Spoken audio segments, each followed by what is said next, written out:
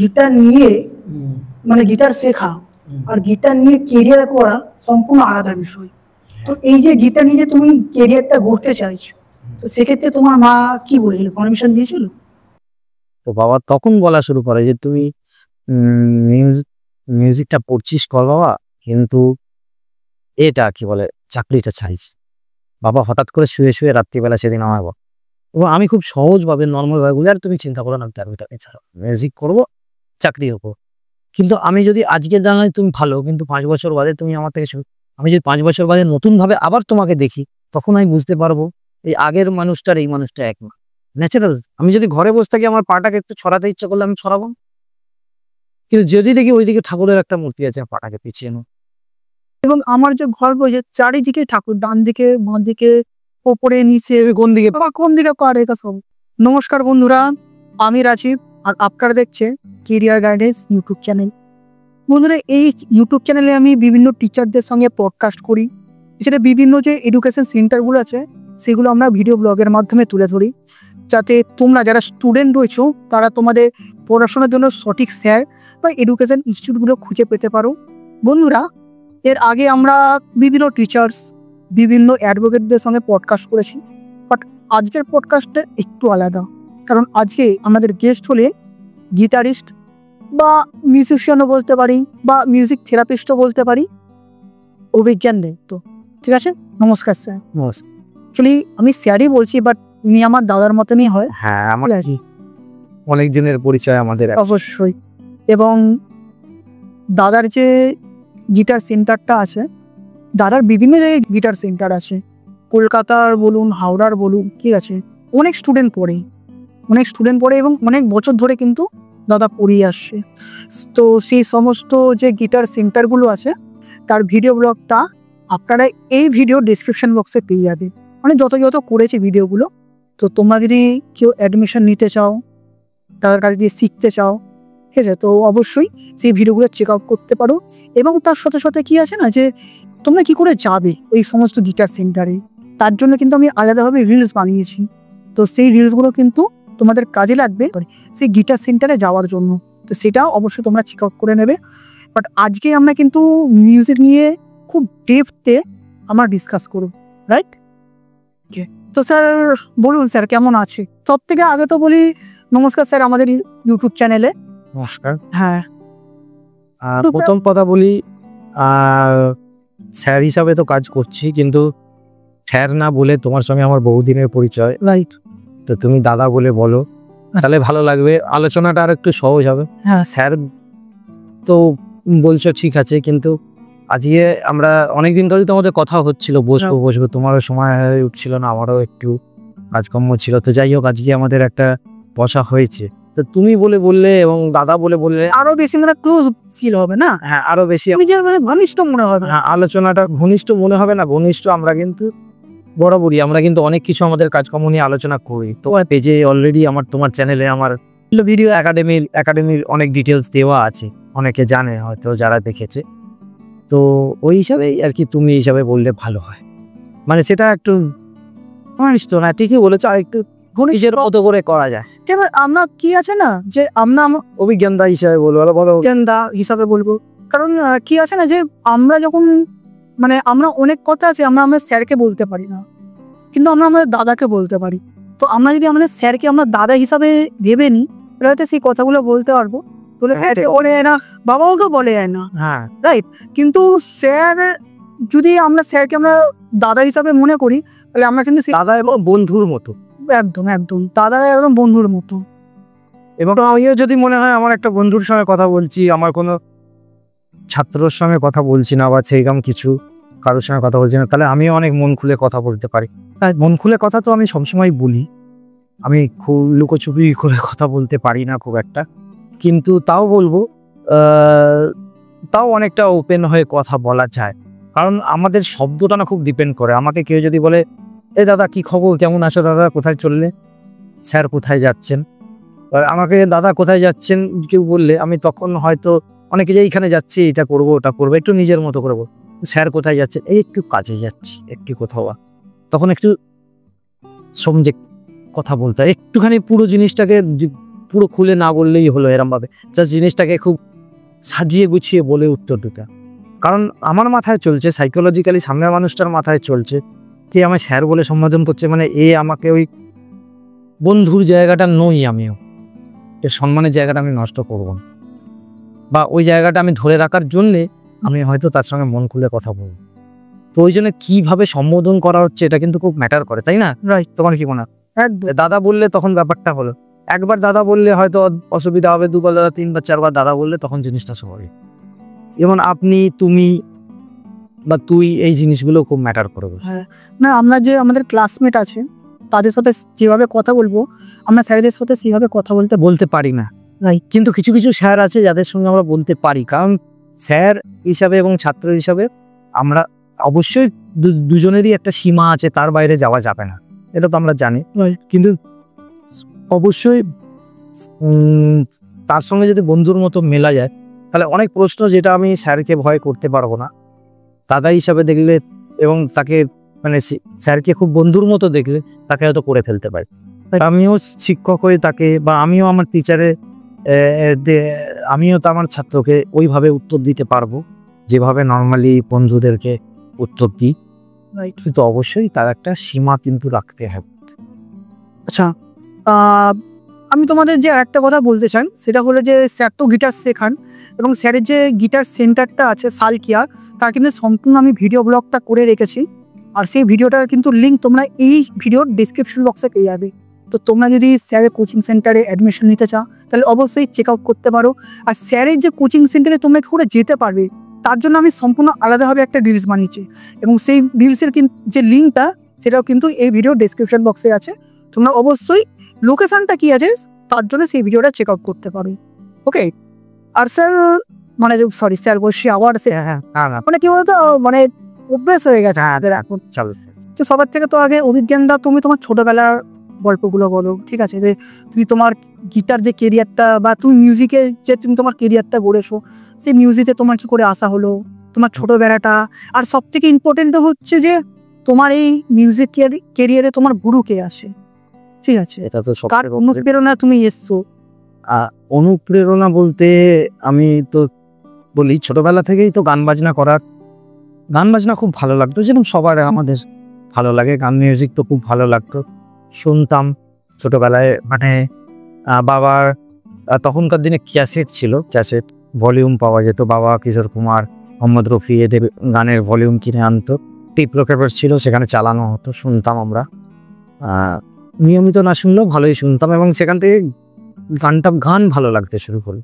Music মানে গান, বলিউডের গান ভালো লাগতে শুরু করলো। তারপর আমার ছোট কাকা প্রচুর জীবনমুখী গান শুনতো, অঞ্জন দত্ত, নচিকেতা, তখন ওনারা প্রচণ্ডভাবে তাদের ক্যাসেট, নতুন নতুন ক্যাসেট বেরোচ্ছে, শিলাজিৎ, তো ওরা জীবনমুখী গান গাইছে, এদের গান শুনতাম। তো বাবা এই ধরনের গান শোনাতো, আবার কাকাই। তো এই ধরনের দু ধরনের জীবনমুখী গান থেকে আমি জীবনের গল্পগুলো শুনতে পেতাম, আর এই রোম্যান্টিক বা এই ভালোবাসার গানে, বলিউডের গান, এসব এদের থেকে মিউজিকের একটু অন্যরকমভাবে, মানে মিউজিকটাকে আরও মেলোডি ওয়েতে শুনতাম। তো এইভাবে কানে এইভাবে শব্দ মিউজিক আসতে শুরু করে, এরম গান খুব গান গাইতে ইচ্ছে করতো, গান গাইতাম। ওই যেরকম সবাই গায় আমরা ছোটোবেলায় গাইতাম। তো আমার বাবা একজন সরকারি চাকরি, আমাদের ফ্যামিলি পুরো সরকারি গভর্নমেন্ট সার্ভিস করে সবাই, তো করতো। বাড়ি দিয়ে কোনো মানে পারমিশন দিয়েছিল এই মিউজিক কেরিয়ারে আসা? হ্যাঁ, মিউজিক কেরিয়ারের ব্যাপার না, সরকারি চাকরির দিকে? হ্যাঁ, সে তো হয়, এই স্বাভাবিক। কিন্তু বাড়ি থেকে পারমিশনের কথা তো অনেক পরে। প্রথমে বলি মিউজিকটা শুরু কিভাবে হলো সেটা বলাটা খুব আমি মনে করি প্রয়োজন, কেননা আমি যেখানেই বলি আমার ব্যাপারে, তো এই জিনিসটা সবাইকে সব জায়গায় বলি না, কিন্তু এখানে বলতে ইচ্ছা করছে যে মিউজিকটা শুরু আমি প্রথম যখন মিউজিক শোনা শুরু করি তখন আমার বাবা শখ ছিল, বাবা কন্ট্রাক্ট ব্রিজ প্লেয়ার ছিল, মানে তাসেরই একটা আপার ভার্সান, তাস খেলারই আপার ভার্সান, যেটা এশিয়ান গেমসে খেলা হয় আর কন্ট্রাক্ট ব্রিজ প্লেয়ার। তো আমার বাবা কন্ট্রাক্ট ব্রিজ প্লেয়ার ছিলেন, বিদেশেও প্রচুর জায়গায় গেছেন, আমাদের দেশকে করেছেন, রিপ্রেজেন্ট করেছেন, আমাদের এখান থেকে গিয়ে খেলেছেন। কিন্তু বাবার অনেক বন্ধুরা বা বাবার কাছে অনেকে শিখতে আসতো, তাদের মধ্যেই একজন গান একটু গাইতে পারতো। তো সেই আঙ্কেলের কাছে আমি গান লিখে নিয়ে গিয়ে যেতাম, এই গানটা শিখিয়ে দাও। কিশোর কুমারের একটা গানে আজ এই দিনটাকে মনের দ্বারা, আমি এই গানটা লিখে নিলাম, এই গানটা শিখিয়ে দাও। উনি মাঝে মাঝে তো বলতেন, মাঝে মাঝে এত ডিস্টার্ব প্রথম বিরক্ত হয়ে যায়, কি তুই আবার, কিন্তু ওইভাবে শুরু গানের ভালোবাসাটা উনি কিছুটা শিখিয়ে দিতে। তো এরম করতে করতে একটা সময় মনে হলো যে আমি গিটার বাজাবো, গান গাইবো, গিটার বাজাবো। তখন গিটারের যে খুব একটা সবাই বাজাতো তা না, কিন্তু আমি দেখতাম টুকটাক, খুব খুব অল্পই বন্ধু বান্ধব স্কুলে বাজাতো, দেখে আমার খুব ইচ্ছা হলো। তো বাবাকে বলা, জোর করা, প্রথমে তো না, গিটার ফিটার কি কিনে দেবে, গিটার তো কিনে দেওয়ার ইচ্ছে নেই, যাই হোক জোর জবরদস্তি খাওয়া দাওয়া মামলা করে বাড়িতে গিটারের ব্যবস্থা করা হলো। তো গিটার তো কিনে দেওয়া হলো। এখানে একটা কথা বলি, এটা কিন্তু শিখবো কোথায়? বাবা তো কিনে দিয়েই মানে কিনে দিয়েছে, এবার তুই তোর মতো করে, টিচারকে বাবা অত, কিন্তু তুমি ভাবতে পারবে না। এখানে আমার মায়ের কথা বলি, আমার বাবা মা দুজনেই গত হয়েছেন। বাবা মারা গেছেন প্রায় 10 বছরের উপর হবে, মাও মারা গেছেন গত 2 বছর হলো। তো এখানে মায়ের কথা বলি, আমার মা একজন হাউসওয়াইফ ছিলেন, উনি বাড়িতেই থাকতো, বাড়িতেই মানে যেরকম হাউসওয়াইফ হয় বাড়ি সংসার, কিন্তু মা চাকরি করত। তো বিয়ের পর আমার ঠাকুমা, যেমন আমাদের হয় যে মেয়েরা চাকরি করবে না, তখনকার দিনে এই ট্যাবুটা ছিল যেটা, তো মাকে ওই জন্য চাকরি ছেড়ে দিতে হয়। তো সেই মানুষটা পুরোপুরি একজন হাউসওয়াইফ হয়ে যায়। তো বাড়ি থেকেও বেরোনো টেরোনো কম হয়, যেরকম বাড়ির সমস্ত কাজ, জয়েন্ট ফ্যামিলি আমাদের ছিল, আছে এখনো। তো জয়েন্ট ফ্যামিলিতেই আমরা বড় হচ্ছি, তো বাড়ির সমস্ত কাজকর্ম করতো। তো সেই সময় বেরোতোই না অত, কিন্তু বাবা সেখানে কিন্তু বাইরের খবর অনেক রাখতো, কারণ সে বাইরের জগৎটাকে ভালোভাবে দেখ। কিন্তু মাই নিজে, তখন কিন্তু গিটারের ওই অনলাইনও ছিল না তখন, যে আমি গিটারের টিচার খুঁজবো অনলাইনে বা কিছু, তো কী করে পাবো গিটারের টিচার? তো মাই তখন নিজে বলল, চল আমি তোকে স্যার খুঁজে দেবো। তো মাই নিজে কিন্তু আমার রেডি হয়ে একদিন আমাকে বললো চল, বলে আমার মামাকে বলে একটা টিচারের, একজন শিক্ষক কৌশিক রায়, যিনি আমার বাড়ির খুব কাছাকাছি থাকেন, খুব গুণী একজন মানুষ, ওনার কাছে প্রথম আমাকে বলতে। তো এই জায়গায় মায়ের যে কাজটা, মানে কাজ বলবো, মায়ের যে ভূমিকাটা, আমি বলবো যে একটা মানুষ, এইখান থেকে আমি অনেক কিছু শিখেছি মায়ের থেকে, যে একটা মানুষ যে পুরোপুরি বাড়িতে থাকে, বাইরের জগৎ সম্বন্ধে সেইভাবে জানে না, সে কিন্তু ওই সময় ওই ডিসিশনটা নিয়ে আমাকে যদি আজকে টিচারের কাছে না নিয়ে যেত, আমি কিন্তু আজকে তোমার কাছে মিউজিক টিচার হয়ে না, বা এত কিছু কাজ করে মধ্যে শুরুয়াতটা কিন্তু মায়ের হাত, শুরুটা কিন্তু মায়ের হাত ধরে। কিন্তু একজন হাউস ওয়াইফ কিন্তু ঠান্ডা মাথায় এই ডিসিশন নিয়ে আমাকে আজকে একটা টিচারের কাছে পৌঁছে দিয়েছে বলে আজকে আমি এগোতে পেরে। তো এই জায়গাটা খুব বড় জিনিস।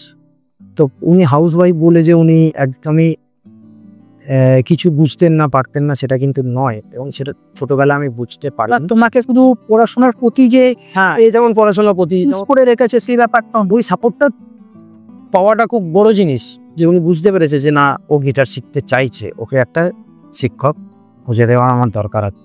তো এই জায়গায় একটা মানে বাইরে থাকা মানুষও যতটা না ডিসিশন নিতে পারে, বাড়িতে থেকে কিন্তু মা সেই ডিসিশনটা নিয়েছে, এবং এটা একটা শিল্পী তৈরি হওয়ার কিন্তু প্রথম ধাপটা উনি তৈরি করে দিয়েছে।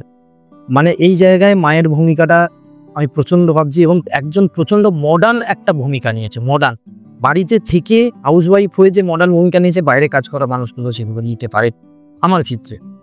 তো আমি সেখানে কি করে বলবো যে আগেকার দিনে যারা হাউসওয়াইফরা ছিলেন, যাদেরকে বলা হতো তোমরা অত কিছু জানো না, বাড়িতেই তো থাকো, বাইরে তো, তাদের মধ্যে মডার্ন চিন্তা ভাবনা ছিল না, অনেক ছিল, হয়তো কোথাও কোথাও আমরা সেগুলোকে দাবিয়ে রেখেছি। তো এই ভূমিকাটা আমি বলতে চেয়েছি, এইভাবে শুরু, এরপর এগোতে থাকে। এরপর আমি কৌশিক স্যারের কাছে শিখিয়ে বললাম। তাছাড়া আমি আর একটা প্রশ্ন করতে চাইছি, সেটা হলো যে দেখো, গিটার নিয়ে মানে গিটার শেখা আর গিটার নিয়ে কেরিয়ার করা সম্পূর্ণ আলাদা বিষয়। তো এই যে গিটার নিয়ে যে তুমি কেরিয়ারটা গড়তে চাইছো, সেক্ষেত্রে তোমার মা কি বলেছিল, পারমিশন দিয়েছিল? এটা একটা বড় গল্প। গিটার নিয়ে, মানে গিটার মানে মিউজিক নিয়ে, হ্যাঁ, মিউজিক শেখার, মিউজিক মিউজিককে কেরিয়ার বানানো এই দুটো কিন্তু সম্পূর্ণ একটা আলাদা, এটা একদম সঠিক কথা। মিউজিককে শিখতে শিখতে আরও অনেক টিচারের কাছে, ছোটন ব্যানার্জি স্যারের কাছে আমি অনেকটা সময় শিখি, উনি আমাকে পুরোপুরি তৈরি করেন, উনি মানে ওনার কাছে অনেকটা সময়। তারপর কার্লটন কিটো স্যারের কাছে শিখি আমি, এবং ট্রিনিটি কলেজ অফ লন্ডনের গিটারে কোর্সও করেছি, সেটাও তন্ময় স্যার বলে একজন আছেন, উনি খুব দারুণ মানুষ, ওনার কাছে শিখি। এরকম অনেকের কাছেই আমি, আরও অনেকের কাছে যতটা পারি আমি নিজের মতো করে সময় বের করে আমার মতো করে শিখতে যাই। তো সেটা করতে করতে তো অনেকটা সময় চলে যায়, কলেজ পাস করে যাই, তখন ছোটোখাটো নিজেদের ব্যান্ড বানাই, সেই ব্যান্ড নিয়ে শোজ করা শুরু করি আমরা। কিন্তু শো করে তো সেরকম পয়সা পেতাম না, তো গিটারটাকে কেরিয়ার করব, মিউজিকটাকে কেরিয়ার করব, সেই সাপোর্টটা কোনোদিনই বাড়িতে ছিল না। কী করব অ্যাকচুয়ালি, মিউজিকে কীভাবে কেরিয়ার বানাবো তার কোনো রাস্তাই তো আমাদের এখানে পাবেন। যেমন সরকারি চাকরি, এইবার 12 পাস করেছি, এবার গ্র্যাজুয়েশন করলাম, এবার কোথাও একটা পড়লাম, এই সরকারি চাকরি পরীক্ষার বেরোলো, নোটিশ বেরোলো, পরীক্ষা দিলাম, চাকরি পেলাম, এই ব্যাপারটা ছিল। বা ইঞ্জিনিয়ারিংয়ে এটা, ডাক্তারিতে এটা। মিউজিকে কিন্তু সেইভাবে আমাদের ভারতবর্ষে কোনো স্ট্রাকচার্ড ওয়ে নেই, তখন তো ছিল না, এখন একটু একটু হয়েছে, কিন্তু তাও খুবই কম ছিল। এটা এদের এখনো সেখানে বাবা মারা কী করে বিশ্বাস করবে যে আমি আমার সন্তানকে, ছেলে মেয়েকে মিউজিকের দিকে এগিয়ে দেবো বা কোনো এই পারফর্মিং আর্ট, কারণ তার কোনো স্ট্রাকচার ওয়ে নেই। এবং বাবা মায়ের ভয়টা অবশ্যই স্বাভাবিক, হ্যাঁ যে কি করবে, কারণ বাবা মারা সবসময় মাথার উপর ছাতা হয়ে থাকে, কিন্তু যখন তারা বড় হয়ে যাচ্ছে তারাও বুঝতে পারছে যে এবার আমাদের কাজটা কমে আসছে, এবার জীবনটা ওকে নিজের মতো বাঁচতে। তাই সবসময় বাবা মারা চেষ্টা করে যে তোমাকে একটা সেফ জায়গায় দেখে যেত, তো রাখতে। তো সেই জন্য কিন্তু মিউজিকের ব্যাপারে তারা চাইলেও যে আমার ছেলে মেয়ে ভালোবাসে মিউজিক করতে, তাও সাপোর্ট, সেটা আমার ক্ষেত্রেও ছিল। তো এইভাবে মিউজিকটা শুরু হলো। তো এইখানে একটা গল্প আছে, তুমি যেটা বললে গিটার শেখা, মিউজিক শেখা, কেরিয়ার। আমি চাকরি করতাম, গ্র্যাজুয়েশনের পর চাকরি করতাম, মিউজিকও করছি, ছোটোখাটো ব্যান্ডে বাজাচ্ছি নিজের মতো করে। তখন বাংলা ব্যান্ড হসিজ, ক্যাকটাস প্রচণ্ড, এই ব্যান্ডগুলো, লক্ষ্মীছাড়া, এইসব ব্যান্ড প্রচণ্ড, মহিনের ঘোড়াগুলির গান, যেসব তাদের গানগুলো আমরা কভার করতাম, বাংলাদেশের কিছু ব্যান্ডের গান, এইসব আমরা করতাম খুব। তো আমরা যে এই গানগুলো করতাম খুব ভালো লাগতো, কিন্তু এই গানগুলো খুব একটা পেমেন্টও পেতাম না, খুব একটা পেড শো পেতাম না যাতে চলবে। চাকরি তো বাধ্য হয়ে করতে হতো, কিন্তু শনি রবিবার চেষ্টা করতাম প্রচণ্ড মিউজিক প্র্যাকটিস করার, কিন্তু পারতাম না, মন চাইতো না। কী করতাম বলো তো, অফিস যাওয়ার সময় কানে হেডফোন দিয়ে পুরো রাস্তা, আমি সল্টলেকে চাকরি করতাম, তো অফিস যাওয়ার সময় পুরো রাস্তা গান শুনতে শুনতে যেতাম, অফিসের মাঝখানে গান শুনতাম, এবং পুরো ফেরবার পরে সেই গানটা এসে রাত্রিবেলা গিটারে ট্রাই করতাম। তো ওই সারাদিনের ওই রসদ ছিল শোনাটা, এবং শুনে এসে বাড়িতে বাজানোর চেষ্টা কর। তার মাঝখানে অফিসের কাজটা ছিল, আনন্দ পেতাম না খুব একটা, সত্যি কথা বলতে করে, কারণ মিউজিকটা করার খুব ইচ্ছা ছিল, কিন্তু উপায় ছিল না, যেহেতু রোজগার করছি, এটা বন্ধ করা যাবে না। প্রফেশন প্লাস প্যাশনটাকে নিয়ে একটু দ্বিধার মধ্যে ছিলাম। কিন্তু একটা কথা বলি, আমার একটা জিনিস সবসময় পরিষ্কার ছিল যে আমি আসবো তো মিউজিক। তো আস্তে আস্তে স্কুলেও, এই অফিসেও মিউজিক করা শুরু করলাম। আমি লুকিয়ে লুকিয়ে অফিসে গিটার নিয়ে যেতাম, তো আমি বলে রাখি, স্টোর রুমে গিটার রেখে একটু প্র্যাকটিস করতাম, লাঞ্চ টাইমে যে করে হবে একটু। অনেক ব্যাপার আছে, যেমন আমার অফিসের যারা কলিগ ছিল, আমার আন্ডারে যারা ছিল, তাদেরকে আমি ওভার টাইম পাইয়ে দিতাম, ওভার টাইম কাজের পর। সেই জন্য তারা কিছু বলতো না, আমি গিটার প্র্যাকটিস করতাম। আমি অফিসের নাম, কোম্পানির নাম বলছি না, তাহলে আমি একটা বাজে ব্যাপার। তো ওভার টাইম পাইয়ে দিতাম, যাতে তারা আমাকে গিটার ফিটার বাজালে কিছু না বলে। এইভাবে অফিসে আমি দুপুরবেলা একটু গিটার প্র্যাকটিস করে নিতাম, এইভাবে। কিন্তু এই মিউজিকটা আস্তে আস্তে কিন্তু আমি মিউজিকের দিকে ডুবে যাচ্ছি, কিন্তু চাকরিটা ছাড়ার সাহসটা আমার মধ্যে ছিল। তো একটা সময় এবার আমি ক্যালকুলেট করা শুরু করলাম। এই কথাটা আমি বলি, আর বিয়ে মানে তোমার বিয়ে? না, বিয়ে অনেক আগে, বিয়ের অনেক কথা। আমার বিয়ে 2019 সালে হয়েছে, এটা আমি 2010-11 সালের কথা বলছি। বিয়ের অনেক আগের কথা। সবে আমি গ্র্যাজুয়েশন কমপ্লিট করেছি 2008-এ, আর সবে বছর 2 হলো কোথাও চাকরি করছি এই সময়টা, ঠিক আছে?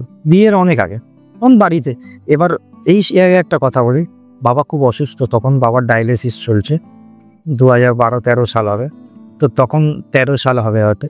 তখন আমি মিউজিকটা মানে করতেই হবে, তো চাকরি ছাড়বো, কিন্তু সাহস পাচ্ছি না।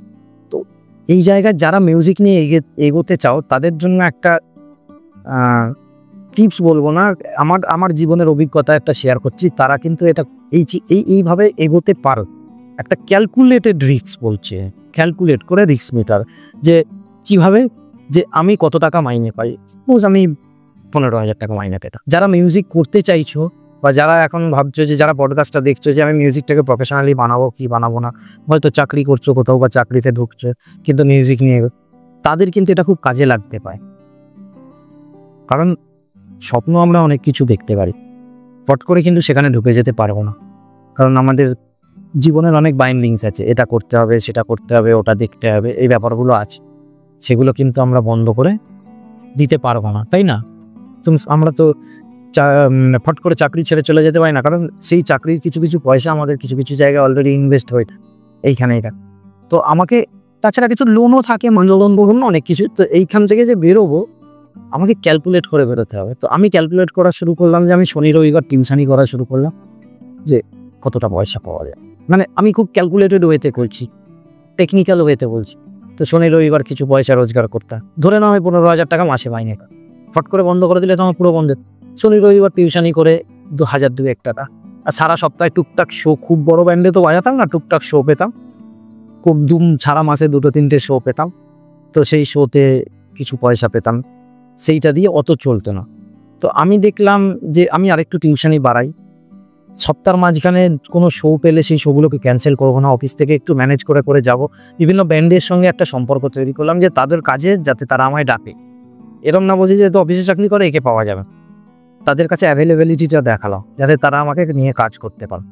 তো এরম করে আস্তে আস্তে আমার রোজগারটা কিছুটা, ওই ধরো আমি একটা মাপ বলছি, 15,000 টাকা আমি চাকরি করে রোজগার করতাম, আমি ওখান থেকে আলাদা করে মিউজিকে 5-6 হাজার টাকা রোজগার করার জায়গাটাই আমি তখন দেখলাম যে ছেড়ে দিলে আমার আরো কিছুটা বেড়ে যাবে।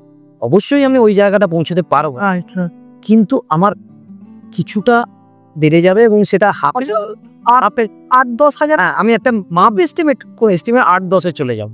তাহলে তো একটু এটা করা যায়। যখন চাকরি করে আমি 5-6 কামাতে পারছি, ছেড়ে দিলে আরো সময় পেয়ে যাব।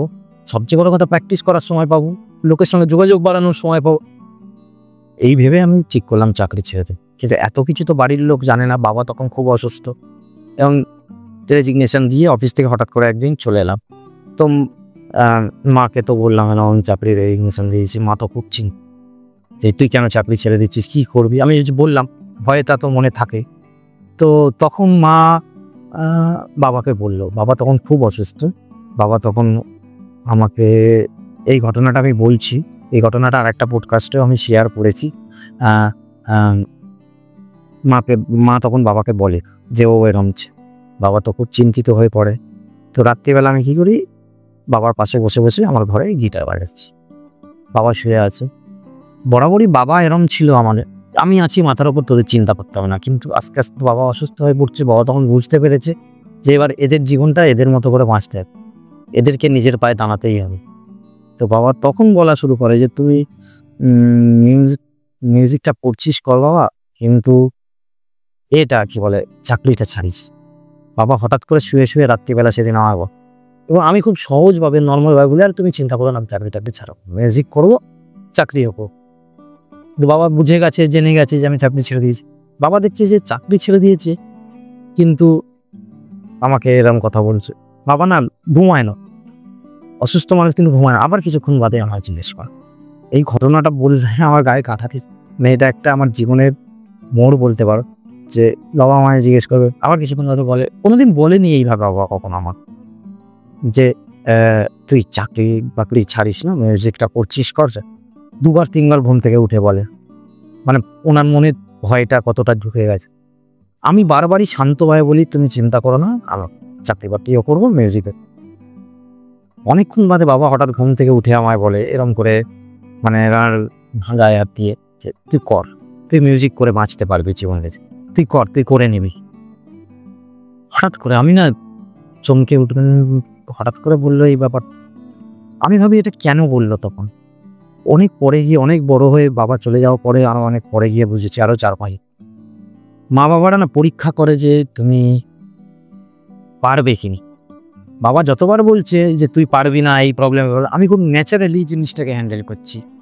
হ্যাঁ ওই ঠিক আছে, আমি চাকরি ছাড়ো, চাকরি ছাড়বো না এগো, মানে বাবা দেখছে যে চাকরি ছেড়ে এসছে, তাও এর কোনো ভয় নেই, তার মানে কিছু একটা রাস্তার নিশ্চয়ই তৈরি করে ফেলেছে। এইটা 2-3 বার বলার পর, ফিল করার পর বাবা বুঝতে পারে যে করে নিতে পারে। তখন আমাকে কিন্তু বাবা সেই স্বাধীনভাবে বলে দেয়, তুই করে নে। তো এই যে এটা একটা শক্তি পেয়ে যায়, তাই না? তো এইভাবে এবার আর তখন আমি মিউজিকে ঢুকে যাই ফুল প্রেজে। এটা আমার কাছে একটা অনেকটা এনার্জি, অনেকটা লড়াই করার বুস্টিং হয়ে যায়। তখন থেকে মন দিয়ে কাজ করা শুরু করি, শেখানো, বিভিন্ন ব্যান্ডে বাজানো, এইভাবে আমার প্রফেশনে আসা। ঘটনাটা বললে মানে খুব সুন্দরভাবে বললে, আমি নিজে একদম তোমার কথায় মানে কি বলবো একদম স্টাক হয়ে গেছি। তো ওই মুহূর্তটা আমার কাছে জানে না, আমার বাড়িরই অনেকে জানেন, আমি কখনো এই ঘটনাটাকে তুলে ধরিনি। আমি একটা কথা বলি, আমি না খুব একটা মনে রাখি না আমার জীবনের ঘটনা, ভালো খারাপ খুবই একটা মনে থাকে না, মনে রাখি না নয়, আমার একটা গুণ কি জানি না, যে আমার মনে থাকে না। তুমি যদি বলো ছোটবেলার একটা ভালো ঘটনা বলো, তো আমাকে ভেবে বানিয়ে মন করে বলতে হবে। ন্যাচারালি এলো তো এলো, কিন্তু এই যে মনে রেখে বলা আমার কাছে কোনো, কিন্তু মনে রেখে মানে একটা ছোটবেলার ছবি, ভালো ঘটনা খারাপ, আমার এটা মনে হয় ভালো ঘটনা যদি মনে থাকে, খারাপ ঘটনাও মনে থাকে। এবং আমরা আমাদের জীবনের ঘটনার উপরই বিস্তার করে নিজেদেরকে তৈরি করি। যদি সেই ঘটনাগুলো আমাদের কাছে আবছা হয়ে যায় বা না চলে যায়, তাহলে জীবনটা সবসময় যেন একটা প্রেজেন্ট মোমেন্টে থাকে। মানে তুমি যদি ভাবো যে, আমি যদি ভাবি এই লোকটা খুব ভালো, 5 বছর বাদে তোমার সঙ্গে দেখা হলো, তুমি হয়তো সুবিধা নিতে এলে আমার কাছে, তখন আমি তোমাকে ওই ভালো মেন্টালিটি নিয়ে তোমাকে হেল্প করলাম, তুমি সুবিধা নিয়ে আমাকে ঠকিয়ে দিয়ে চলে। কিন্তু আমি যদি আজকে জানাই তুমি ভালো, কিন্তু 5 বছর বাদে তুমি আমার থেকে আমি যদি 5 বছর বাদে নতুনভাবে আবার তোমাকে দেখি, তখন আমি বুঝতে পারবো এই আগের মানুষটার এই মানুষটা এক না।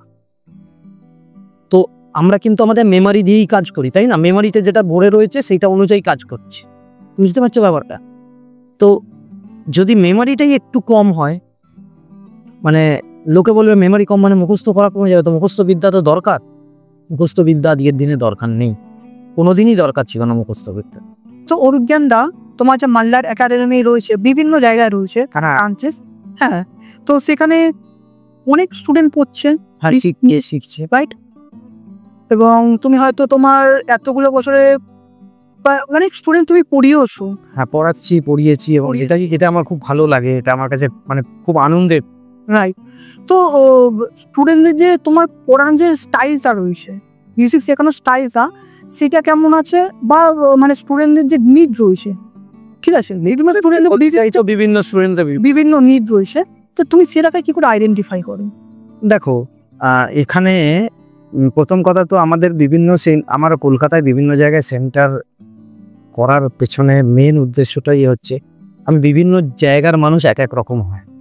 আমাদের হাওড়া সালিকিয়ার মানুষ একরকম, আবার নর্থ ক্যালকাটার মানুষ একরকম, নর্থ ক্যালকাটা একটু ভেতর দিকের মানুষ একরকম, এক একটা এলাকা, এক একটা জায়গা, এক এক রকম কালচার।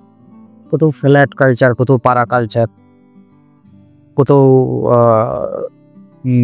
একটু একটু ভেতরের দিকে গেলে গ্রামের দিকে গ্রামের কালচার, একটু শহরের দিকে শহর।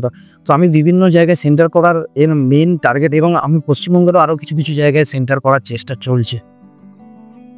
বর্ধমানে একটা সেন্টারে আমার কাজ চলছে, এবং আরও কয়েকটা জায়গায় চেষ্টা করছি আমি সেন্টার করা। তো এবং আমি তোমায় জানিয়ে রাখি, আমাদের অনলাইন সেটআপও অনেক স্টুডেন্ট ক্লাস করছে, এবং আমার একাডেমির আন্ডারে এখন অনেক ভালো ভালো টিচারও শেখাচ্ছে। তাদেরকে কিছুটা গাইড করে একটা প্রসেসের মধ্যে ফেলে শেখানো হচ্ছে, যাতে সহজভাবে মানুষ শিখতে পায়। এটা হচ্ছে মেন। এবার সহজভাবে শিখতে পারবে মানে যে কান টান বাজিয়ে ফেলবে, তুমি যেটা বলছো যে টিচিং স্টাইল বলে আলাদা কিছু হয় না। আমি বলবো যারা শেখাতে চাইছো, আর তুমি যেটা বলছিলে আমাকে, তখন আমাদের আলোচনা ছিল যে নতুন যারা টিচিং করছে তাদের জন্য কোনো কিছু যদি হেল্প হয়, যারা নতুন শেখাতে চাইছো তাদেরকে বলবো, তোমরা স্টুডেন্টদেরকে একটু বোঝার চেষ্টা করো। যখন শেখাচ্ছ তখন তোমার বাজনাটাকে তুমি ভুলে যাও, তুমি কেমন বাজাও সেটা না, সামনের মানুষটা কতটা বুঝতে পারছে, সামনের বাচ্চাটা বা সে যেই শিখুক, সে নতুন, সে তার মধ্যে কতটা মিউজিক আছে, সেই লেভেলে নামতে হবে।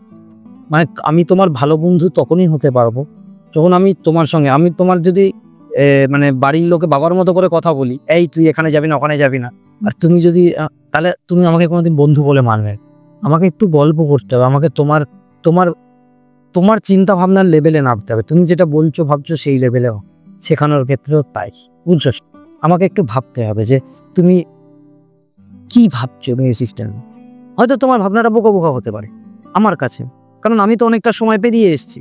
কিংবা এরম ভাবে মিউজিক নিয়ে এরম করলে অরিজিৎ সিং হয়ে যাওয়া যায়, এরম বোকা বোকা ভাবে বলে তুই বলে এর তো কিছু বুঝতেই পারে না, ছেড়ে দে বাবা, যে বোঝে তার কাছে চলে যায়। টিচাররা কিন্তু এই জিনিসটা করে, তাই না? যে ভালো তাকে নিয়েই বসে গেল, এই তুই জানিস ভালো করে, তুই রিডিং পড়। তাই হয় না যে যে স্টুডেন্টটা রোজ ভালো রিডিং পড়ে তাকে দিয়েই ক্লাসে পড়ানো হয় বেশি। হ্যাঁ, রাইট। আর যে একটু তাকে এক দুবার চেষ্টা করে, নালে আবার তার বাবা মা খুঁজে যাবে, কিন্তু সত্যি তাকে কিন্তু ডেভেলপ করানোর চেষ্টা হয় না। এই জায়গাটাকে আমি যখন ধরতে পেরেছি তখন আমার মনে হয়েছে যে আমাকে সব ছাত্রদের কাছে পৌঁছান। এবং যখন আমি একটা একটু সিনসিয়ার, একটু পড়াশোনা করা ছাত্র বা একটু মিউজিক জানা ছাত্রর কাছে যাচ্ছে, তাকে একরকমভাবে তার সঙ্গে আমায় ডিল করতে হচ্ছে। একদম না জানা ছাত্রর মতো করে, কিন্তু একদম না জানে, যে মিউজিকটাকে সেভাবে টেকনিক্যালি বোঝে না, তাকে একরকমভাবে ডিল করতে, না হলে কিন্তু হবে না। তাকেও একরকমভাবে ডিল করতে হবে, এই মানুষগুলোকেও একরকম ডিল। তো তাহলে কি হবে, তুমি প্রত্যেকটা ছাত্রকে তার মতো করো। এবার সমস্যা হচ্ছে একজন খুব ভালো বাজাচ্ছে 3 মাসে বা 1 বছরে, ধরে নিলাম 2-3 মাসে তো বাজানো যায় না, 1 বছরে মোটামুটি একটা বাজাচ্ছে, আর একজন 1 বছরে কিছু বাজাতে পারছে না, তার প্রতি তুমি আস্থা হারালে চলবে না। দেখো আমি একটা কথা বলি, তাদেরকে তো সময় দিতে হবে, তাদেরকে সময় তো দিতেই হবে, সময় এফোর্ট তো দিতে হবে। এফোর্ট, দেখো এফোর্ট তো মাস্ট। এবার এফোর্ট কখন হবে? এফোর্ট হচ্ছে এখানে না একটু সাইকোলজির ব্যাপার চলে আসছে, একটু মনোবিজ্ঞান, মানে মনের ব্যাপার চলে আসছে। যে আমি যদি ভাবি যে পারছে না, এর পেছনে আমায় খাটতে হবে, এই যেন পাচ্ছে না, এর পেছনে খাটতে হবে, তখন কিন্তু মানসিকভাবে আমি আমার উপর খুব এফোর্ট দিচ্ছি। আর আমি যদি ভাবি এ পারছে, এর পেছনে আমার খাটতে হবে না, তার পেছনে আমার অত এফোর্ট দিতে হচ্ছে, দুটো জিনিসই ভুল কোথাও থেকে। যখন আমি ভাবছি যে তুমি বুঝতে পারছো না, তোমার পেছনে এফোর্ট দিচ্ছি, তখন তোমাকে নিয়ে আমি একটু ফ্রাস্ট্রেটেড হয়ে যাবো। তোমাকে নিয়ে হবো না, আমার ভেতরে ফ্রাস্ট্রেটেড হয়ে যাবো, তখন তোমার থেকে আমি দূরে সরে আসবো। আর একজন খুব সহজে পারছে বলে তার পেছনে এফোর্টই দিচ্ছি না, তার কোন কোন জায়গাগুলো শেখার বাকি রয়ে গেছে সেটা না দিয়ে তাকে কিছু একটা দিয়ে দিলাম, সেখানে কিন্তু আবার এফোর্টলেস হয়ে যাচ্ছে। তো দুটো জায়গায় আমি কোন জিনিসটা নষ্ট করছি বলো তো? কনসাসনেসটা, ফোকাসটা নষ্ট করছি। আমি যদি খুব কনসাস থাকি, আমি বুঝবো যে তুমি 1 থেকে 2 এইটুকুনি পারো, আমি তোমাকে 1 2 এইটুকুনির মধ্যেই ঘোরাবো, এর বাইরে যাবো। 3-এ যেতে পারছো না তো, আমি তোমার জন্য আমি 1-2-তেই আছি, সেই মুহূর্তে 1-2 এবার 1-2 বলতে গিয়ে তুমি আটকে যাচ্ছ, তাহলে 1-2 এর মধ্যেই তোমার মধ্যে রয়েছে। যখন তোমাকে সেটা ওর কাছে গেলাম, তখন ও 1 2 3 4 5 পর্যন্ত চলে যাচ্ছে, তখন তার সঙ্গে 1 2 3 4 5 যাচ্ছে। এবার দেখছি সে তো 5 পর্যন্ত চলে যাচ্ছে, কিন্তু আমি জাস্ট উদাহরণ দিয়ে বোঝাচ্ছি, হ্যাঁ, যাতে যারা মিউজিকের নয় তারাও বুঝতে পারে। কেন এটা শুধুমাত্র মিউজিকের ওপরে পডকাস্টটা কিন্তু আমরা পড়ছি না, আমরা লাইফের ওপর করার চেষ্টা করছি আর কি। যে আমি কারণ মিউজিক দিয়েই লাইফটা দেখি, মানে আর লাইফটার মধ্যেও মিউজিক দেখি, আর সব কিছুর মধ্যে মিউজিক দেখি, লাইফের মধ্যে মিউজিক দেখি, মিউজিকের মধ্যে সব কিছু দেখি, মিউজিকের মধ্যে লাইফ দেখি, বুঝতে পারছো? মানে আলাদা করে কিছু বুঝি না। সারা পাখার এই যে আওয়াজ চলছে, এই আওয়াজের মধ্যেও একটা রিদিম আছে, একটা ভাইব্রেশন আছে, একটা ভাইব্রেশন আছে, একটা রিদিম আছে, একটা তাল আছে, একটা সুর আছে, এটাও খোঁজার চেষ্টা করো। তখন এর মধ্যে মিউজিক খুঁজে পেয়ে যায়, তখন আর পাখাটা আসতে চললে গরম লাগে না, কারণ আমি তো মন তো আমার পাখার রিদিমে, বুঝতে পেরেছো? তো অনেক জায়গায় কি হয়, আমরা কমফোর্ট জোনের মধ্যে থাকি, তো আমি যদি কনসাস থাকি তাহলে আমাদের কমফোর্ট জোন থেকে বেরোতেও খুব হেল্প করে, নতুন নতুন জিনিস চেষ্টা করতে খুব হেল্প করে, বুঝতে পারছো? তো যাই হোক, এই ব্যাপারটা বাচ্চাদেরকে একটু আমাদের বুঝতে হয়। বাচ্চা মানে যারা শিখছে মতো, যে কে কোন লেভেলে আছে। এবার তোমায় এটা জানতেই হবে, কেউ 0 থেকে শুরু করে, কেউ 2-3 থেকে একটু এগিয়ে শুরু করে, কেউ আবার -10 থেকে শুরু করে। যে 2-3 থেকে শুরু করে সে তো অলরেডি একটু এগিয়ে রয়েছে, তাকে নিয়ে নাচানাচি করে খুব একটা লাভ নেই। তাকেও বুঝতে হবে যে 0 থেকে শুরু করছে, তাকেও বুঝতে হবে, এবং যে -10 থেকে শুরু করছে তাকে টেনে তোমার আগে 0-এ আনতে হবে। তুমি যদি যে 2 থেকে শুরু করছে তার সঙ্গে -10-এর তুলনা করো, তাহলে হবে না। এই যে জিনিসটা সম্ভবত টিচাররা করে থাকে, আমি বলবো যে এটা না করলে আমার মনে হয় টিচিংটা অনেকটা বেটার হতে পারে। সম্মানটা হাতে পায়ে দেখাই, আমার পাটা কম আর হাতটা বেশি, মাথাটা বেশি, এটা কে বলেছে? সমাজ শিখিয়েছে আমাদেরকে। একটা মনীষী বিবেকানন্দ মূর্তি মানে ছবি আছে, তার সামনে আমি পায়ের ওপর পা তুলে বসছি বলে আমি ওনাকে ইগনোর করছি, এটা কেন? মনে হওয়ার কারণটা কি? কারণ সমাজ আমাদের শিখিয়েছে ঠাকুরের দিকে পা করা যাবে না, ছোটবেলা থেকে আমাদের সমাজ শিখিয়েছে। আমার বাবা মা, আমাদের প্যারেন্টরা সমাজ থেকে শিখেছে, তারা আমাদের শিখিয়েছে। কিন্তু আমরা কতটা এই মানুষটার নীতি, এই মানুষটার কথা বা এই মানুষটাকে কতটা বুঝেছি? বিবেকানন্দ এবং এনার্জি গুরু শ্রীরামকৃষ্ণ, এনাদেরকে আমরা কতটা বুঝেছি? রামকৃষ্ণদেব তো কথায় কথায় শালা বলে দিত। আজ একটা ইংলিশ মিডিয়াম স্কুলে গিয়ে তুমি শালা বলো, তোমার চাকরি চলে যাবে। রামকৃষ্ণদেব বলে দিত। উনি এতটাই সহজ ছিলেন, উনি যদি গুছিয়ে বলতে যেত ইংলিশ মিডিয়াম স্কুলের মতো, ওনার বলাটাই হতো না। উনি তার ধার তারে নয়। রামকৃষ্ণদেব বলেছে বলে শালাটা খুব সহজ, আমি যদি বলি শালাটা উচিত না, এই যে এই ব্যাপারটা, এটা বুঝতে রামকৃষ্ণদেব তার এই বলার মধ্যে বুঝিয়ে দিয়েছে যে তোমার বহিঃপ্রকাশটা যেমন হোক সে তেরমই হোক, কিন্তু কনসাসলি হোক। এনারা কিন্তু প্রত্যেকটা মানুষ এটাই বুঝিয়েছে, কনসাসলি মানে সচেতনভাবে বহিঃপ্রকাশ করে। মন্দিরে গিয়ে ঠাকুরকে নমস্কার করতেই হবে, মন্দিরের সামনে দিয়ে পাস করছো বলে ঠাকুরকে নমস্কার করতে হবে, না হলে কিছু একটা তোমার ভুল ভয়ে হবে, মানে কিছু একটা খারাপ হবে, সেই ভয়ে ঠাকুরকে নমস্কার করলে তুমি কি ভালোবাসো তাকে? তুমি কি কি তাকে ভালোবাসো? তোমার প্রাণ মন থেকে তুমি তাকে যদি নমস্কার করো, তাহলে তুমি মন্দির কেন, তুমি বাড়িতে বসে, কাজের জায়গায় বসে বা বাইরে কোথাও বসে, সমুদ্রের ধারে বসে তুমি ঈশ্বরের কথা বলতে পারো, ঈশ্বরকে ভাবতে পারো। মন্দির তো জানো, মন্দির কনসেপ্টটা কি? মন্দির একটা পজিশন। মন্দির কিন্তু এইভাবে বানানো হয়নি। আমাদের ইন্ডিয়ান যে টেম্পল যে টেম্পল মানে মন্দির বানানোর যে আর্কিটেকচার, সেগুলো কিন্তু এইভাবেই বানানো। সব জায়গায় মন্দির বানানো, এটা দেখা হতো যে কোন জায়গায় এনার্জি ফ্লোটা খুব বেশি, সেই জায়গায় সেইভাবে মন্দিরের একটা আর্কিটেকচার আছে, যে এই মন্দিরটা যদি এই জায়গায় বানাই, এইভাবে বানাই, তাহলে ও অনেকটা এনার্জি টানবে। ওই মন্দিরের ভেতরে তুমি যদি চুপ করে গিয়ে বসো, তুমি অনেকটা এনার্জি পাবে। তুমি খুব ক্লান্ত হয়ে পড়েছো, মন্দিরের ভেতর গিয়ে বসো, চুপ করে শান্ত। তুমি ভাবছো মন্দিরে বসে আছি বলে, মন্দির নয়। এবার আমাদের জীবনকে বসিয়ে রাখার জন্য তোমাকে সামনে একটা কিছু লাগে, সেই জন্য হয়তো একটা মূর্তি স্থাপন করা হয়েছে।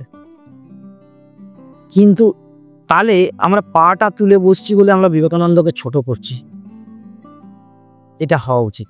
তার মানে এই নয় যে আমরা পা তুলে বসে অহংকার দেখাবো যে আমি তো কোনো মানি না কাউকে, পা তুলে বসে। এখানে মানা না মানার নয়, এখানে কনসাসনেসের কথা হচ্ছে, সচেতনতার কথা হচ্ছে, যে আমার বিবেকানন্দ আমার কাছে আমার মতো, আমি তাকে ভেতর থেকে পড়েছি, ভেতর থেকে জেনেছি। শুধুমাত্র আমার একটা পা তোলা দিয়ে বিবেকানন্দকে ভালোবাসা অপমান করা হয় না, এটা তো একদমই ঠিক। এবং রামকৃষ্ণ ঠাকুরও কিন্তু সেম কথা বলে গেছে। তো ওনার যে গুরু এই কথাটা বলেছে, তো আজকে আমি যদি ওনার সামনে পা তুলে বসেছি, আমি কিন্তু ওনার সামনে পা তুলে বসিনি, আমি ন্যাচারালি আমার পাটা অত এরম হয়েছি নাকি এরমভাবে বসেছি। কিন্তু যখনই আমি এটা মনে মনে ভাববো আমি ঠাকুর, আমার মধ্যে একটা অপরাধ বোধ কাজ করা শুরু, ভয়ে কাজ করা শুরু, আমি কি ভুল করলাম। ন্যাচারাল, আমি যদি ঘরে বসে থাকি, আমার পাটাকে একটু ছড়াতে ইচ্ছা করলে আমি ছড়াবো না। কিন্তু যদি দেখি ওইদিকে ঠাকুরের একটা মূর্তি আছে, পাটাকে পিছিয়ে আনি। ঠাকুর তো মনে রয়েছে এবং অবশ্যই এবং এবং আমার যে ঘর বইয়ে চারিদিকে ঠাকুর, ডান দিকে, বাঁ দিকে, ওপরে, কোন দিকে পা রেখা সব, এটা আমার খুবই না কনফিউজ হয়ে যায়। কিন্তু তুমি, ঠাকুর তো এটা বলেনি যে তোমার পাটা বাজে, আমার দিকে পা করো না, হাত করো, এটা তো ঠাকুর বলেনি। যারা আছে তারা বলছে যে হাত ভালো, পা খারাপ। পাটা না থাকলে আমরা চলতে পারি না, তো তাহলে পায়ের ভূমিকাটা এখানে কেন খারাপ করে দেওয়া হচ্ছে? এটা অ্যাকচুয়ালি কেন বলা হয় বলতো? এটা অ্যাকচুয়ালি বলা হচ্ছে পাটা করা মানে আমি কারোর দিকে এরকম পা করলাম, বা কারোর দিকে এরকম আঙুল দেখালাম বা কারোর দিকে একটা মুখ ভেঙালাম, মানে তাকে অপমান করলাম বা আমি আমার বীরত্বটা জাহির করলাম, এটা করো না। তাই এটা শেখানো হয়েছে যে তুমি পাটাকে ওই দিকে দেখিও না, এটা খুব ভালো, যে বীরত্বটা জাহির করো না। আবার কিচ্ছু এসে যায় না, অহংবোধটা দেখলো না, তাই ওর দিক থেকে বলা হয়। আমি ধরে না তোমার দিকে আমি আঙুল এইভাবে করে রয়েছি, ঠিক আছে, আমি করতে পারি, এটা হাত তো একটা। আমি একটা কিছু তোমাকে এরকম ভাবে বললাম, তুমি জানো এটা এরকম, ব্যাস। কিন্তু আমি যদি সত্যি মন থেকে তোমাকে যদি অপমান করার জন্য বলি, হ্যাঁ, তাহলে তুমি বুঝতে পারবে যে এই মানুষটা আমায় অপমান করা। হ্যাঁ, শুধু কথাবার্তা বডি ল্যাঙ্গুয়েজেই বোঝা যাবে। তো সেটা যদি না করি, তাহলে আমরা কোন দিকে পা করলাম, কি করে হাত ছুড়লাম, সেগুলো কিন্তু খুব একটা ম্যাটার করে না। তুমি তোমার ঘরের ঠাকুর যেদিকেই থাক, পা করতেই পারো, কিন্তু তুমি পা আজকে তুমি ধরো, আমি একটা ছোট্ট গল্প টাইপের বলছি বা ধারণা বলছি, ধারণা একটা ছোট্ট কনসেপ্ট বলছি যে আমি আমার ঘরের মধ্যে মা বলেছে ওইদিকে পা করবি না, ওইদিকে ঠাকুর আছে, আমি ওই দিকেই পা করব এবং করছি, এবং তারপরে আমার জীবনে আমি ভালো কিছু পাচ্ছি। দেখেছো, ঠাকুরকে না মেনেও আমি অনেক কিছু করে ফেলছি। এইখানে কিন্তু আমার অহংবোধ জন্মাচ্ছে, আমার নিজের উপর ওভার কনফিডেন্স জন্মাচ্ছে। হয়তো সেই মুহূর্তে আমি কিছু পেয়ে যাচ্ছি, ঠিকঠাক সঙ্গে টাইমিং মিলে যাচ্ছে বা আমি কিছু সাকসেস পেয়ে যাচ্ছি, আমার অহংবোধ জন্মাচ্ছে, আমি ঠাকুরের দিকে পা করে আমি পাই। কালকে যদি বাই চান্স আমি ফেল হয়ে যাই, আমার প্রথম ভয় হয়ে যায় আমি ঠাকুরের দিকে পা করেছিলাম বলে হয়েছিল, প্রথম ভয়। কিন্তু কনসাসনেসের অভাবে সেদিন, কনসাসনেস ছিল বলে আমি সেদিন সাকসেস পেয়েছি। কনসাসনেস আজকে একটু কমে গেছে, আমি জিনিসটাকে বুঝতে পারিনি বলে আজকে আমি ফেল হয়ে গেছি। এখানে ঠাকুরের কোনো সম্পর্কই নেই, কিন্তু আমার মনের মধ্যে কি বসে গেল, ঠাকুরের জন্য আমি পা করতাম, দিনের পর দিন সহ্য করেছি। আজকেও যেন আমরা বলি না এই মানুষটা কষ্ট পাচ্ছে, কেন কষ্ট পাচ্ছে, কারণ ও কোনোদিন এই ভুলটা করেছে। অ্যাকচুয়ালি সেটা হয় না, একটা মানুষ একটা কিছু করার পর তার দায়ে তার মধ্যে পড়ে যায়। আমি যদি একটা মানুষকে বাজেভাবে কথা বলি এবং সেটা থেকে পার পেয়ে যাই এবং বুঝে যাই যে এটা বলা যেতে পারে, এই মানুষগুলোকে বারবার করে বলি, তার দায়টা কিন্তু আমার মধ্যে তখনই জন্মে যাচ্ছে। আমি তখনই কিন্তু সেই রকম একটা অহংকারী ব্যক্তি তৈরি হয়ে গেছি। এখানে কি হারাচ্ছি, যে মানুষটাকে আমি অপমান করছি সেই মানুষটার ভালোবাসাটা হারাচ্ছি, সেই মানুষটাকে আমাকে কাছে আর টেনে নিচ্ছেন, সে আমার কথা শুনছে শুধু কারণ আমি হয়তো তার মালিক, সে জানে যে কথা শুনতে, কিন্তু সে কাছে টেনে নিচ্ছেন। আজকে যদি আমার হাতে একটু ব্যথা করে, সে লোক দেখাবে যে দাদা তোমার হাতে ব্যথা করছে, কিন্তু সে মন থেকে আমার ব্যথাটাকে অনুভব করতে পারবে না, এমপ্যাথিটা তার মধ্যে আসবে, অনুভবটা কিন্তু সে করতে পারবে। এটা কি আমি হারিয়ে ফেললাম না? তো বাবা মার এমপ্যাথিটা থাকে, বাবা মাকে যতই আমরা কিছু বলি, যখন আমি কিছু কষ্ট পাই, বাবা মা পাশ থেকে আমাদের যে এমপ্যাথি, কিন্তু অনেকে দেখবে তোমার প্রতি এমপ্যাথি দেখাচ্ছে, মানে অনুভব করার দেখাচ্ছে ভাবটা, কিন্তু তুমি বুঝতে পারছো যে মানুষটা আজকে এমনি বেরিয়ে চলে গেলে এর কোনো কিছু ফিনই থাকবে না আমার। তাহলে আমি তো এটা হারালাম, আমি তোমাকে অপমান করে, তোমাকে ছোট করে, ভবিষ্যতে গিয়ে আমার সঙ্গে খারাপ কিছু হলো ওই আজকে তোমায় অপমান করেছি বলে না, আজকে করেছি, আজকে থেকেই শুরু হয়ে গেছে। আমি তোমাকে দুটো অপমান করে কথা বললাম, আজকে থেকেই তুমি আমার থেকে দূরে সরে, এটাকে বলে কর্মা। হ্যাঁ, এটাকে কর্মা বলতে পারো, যেটা বলে।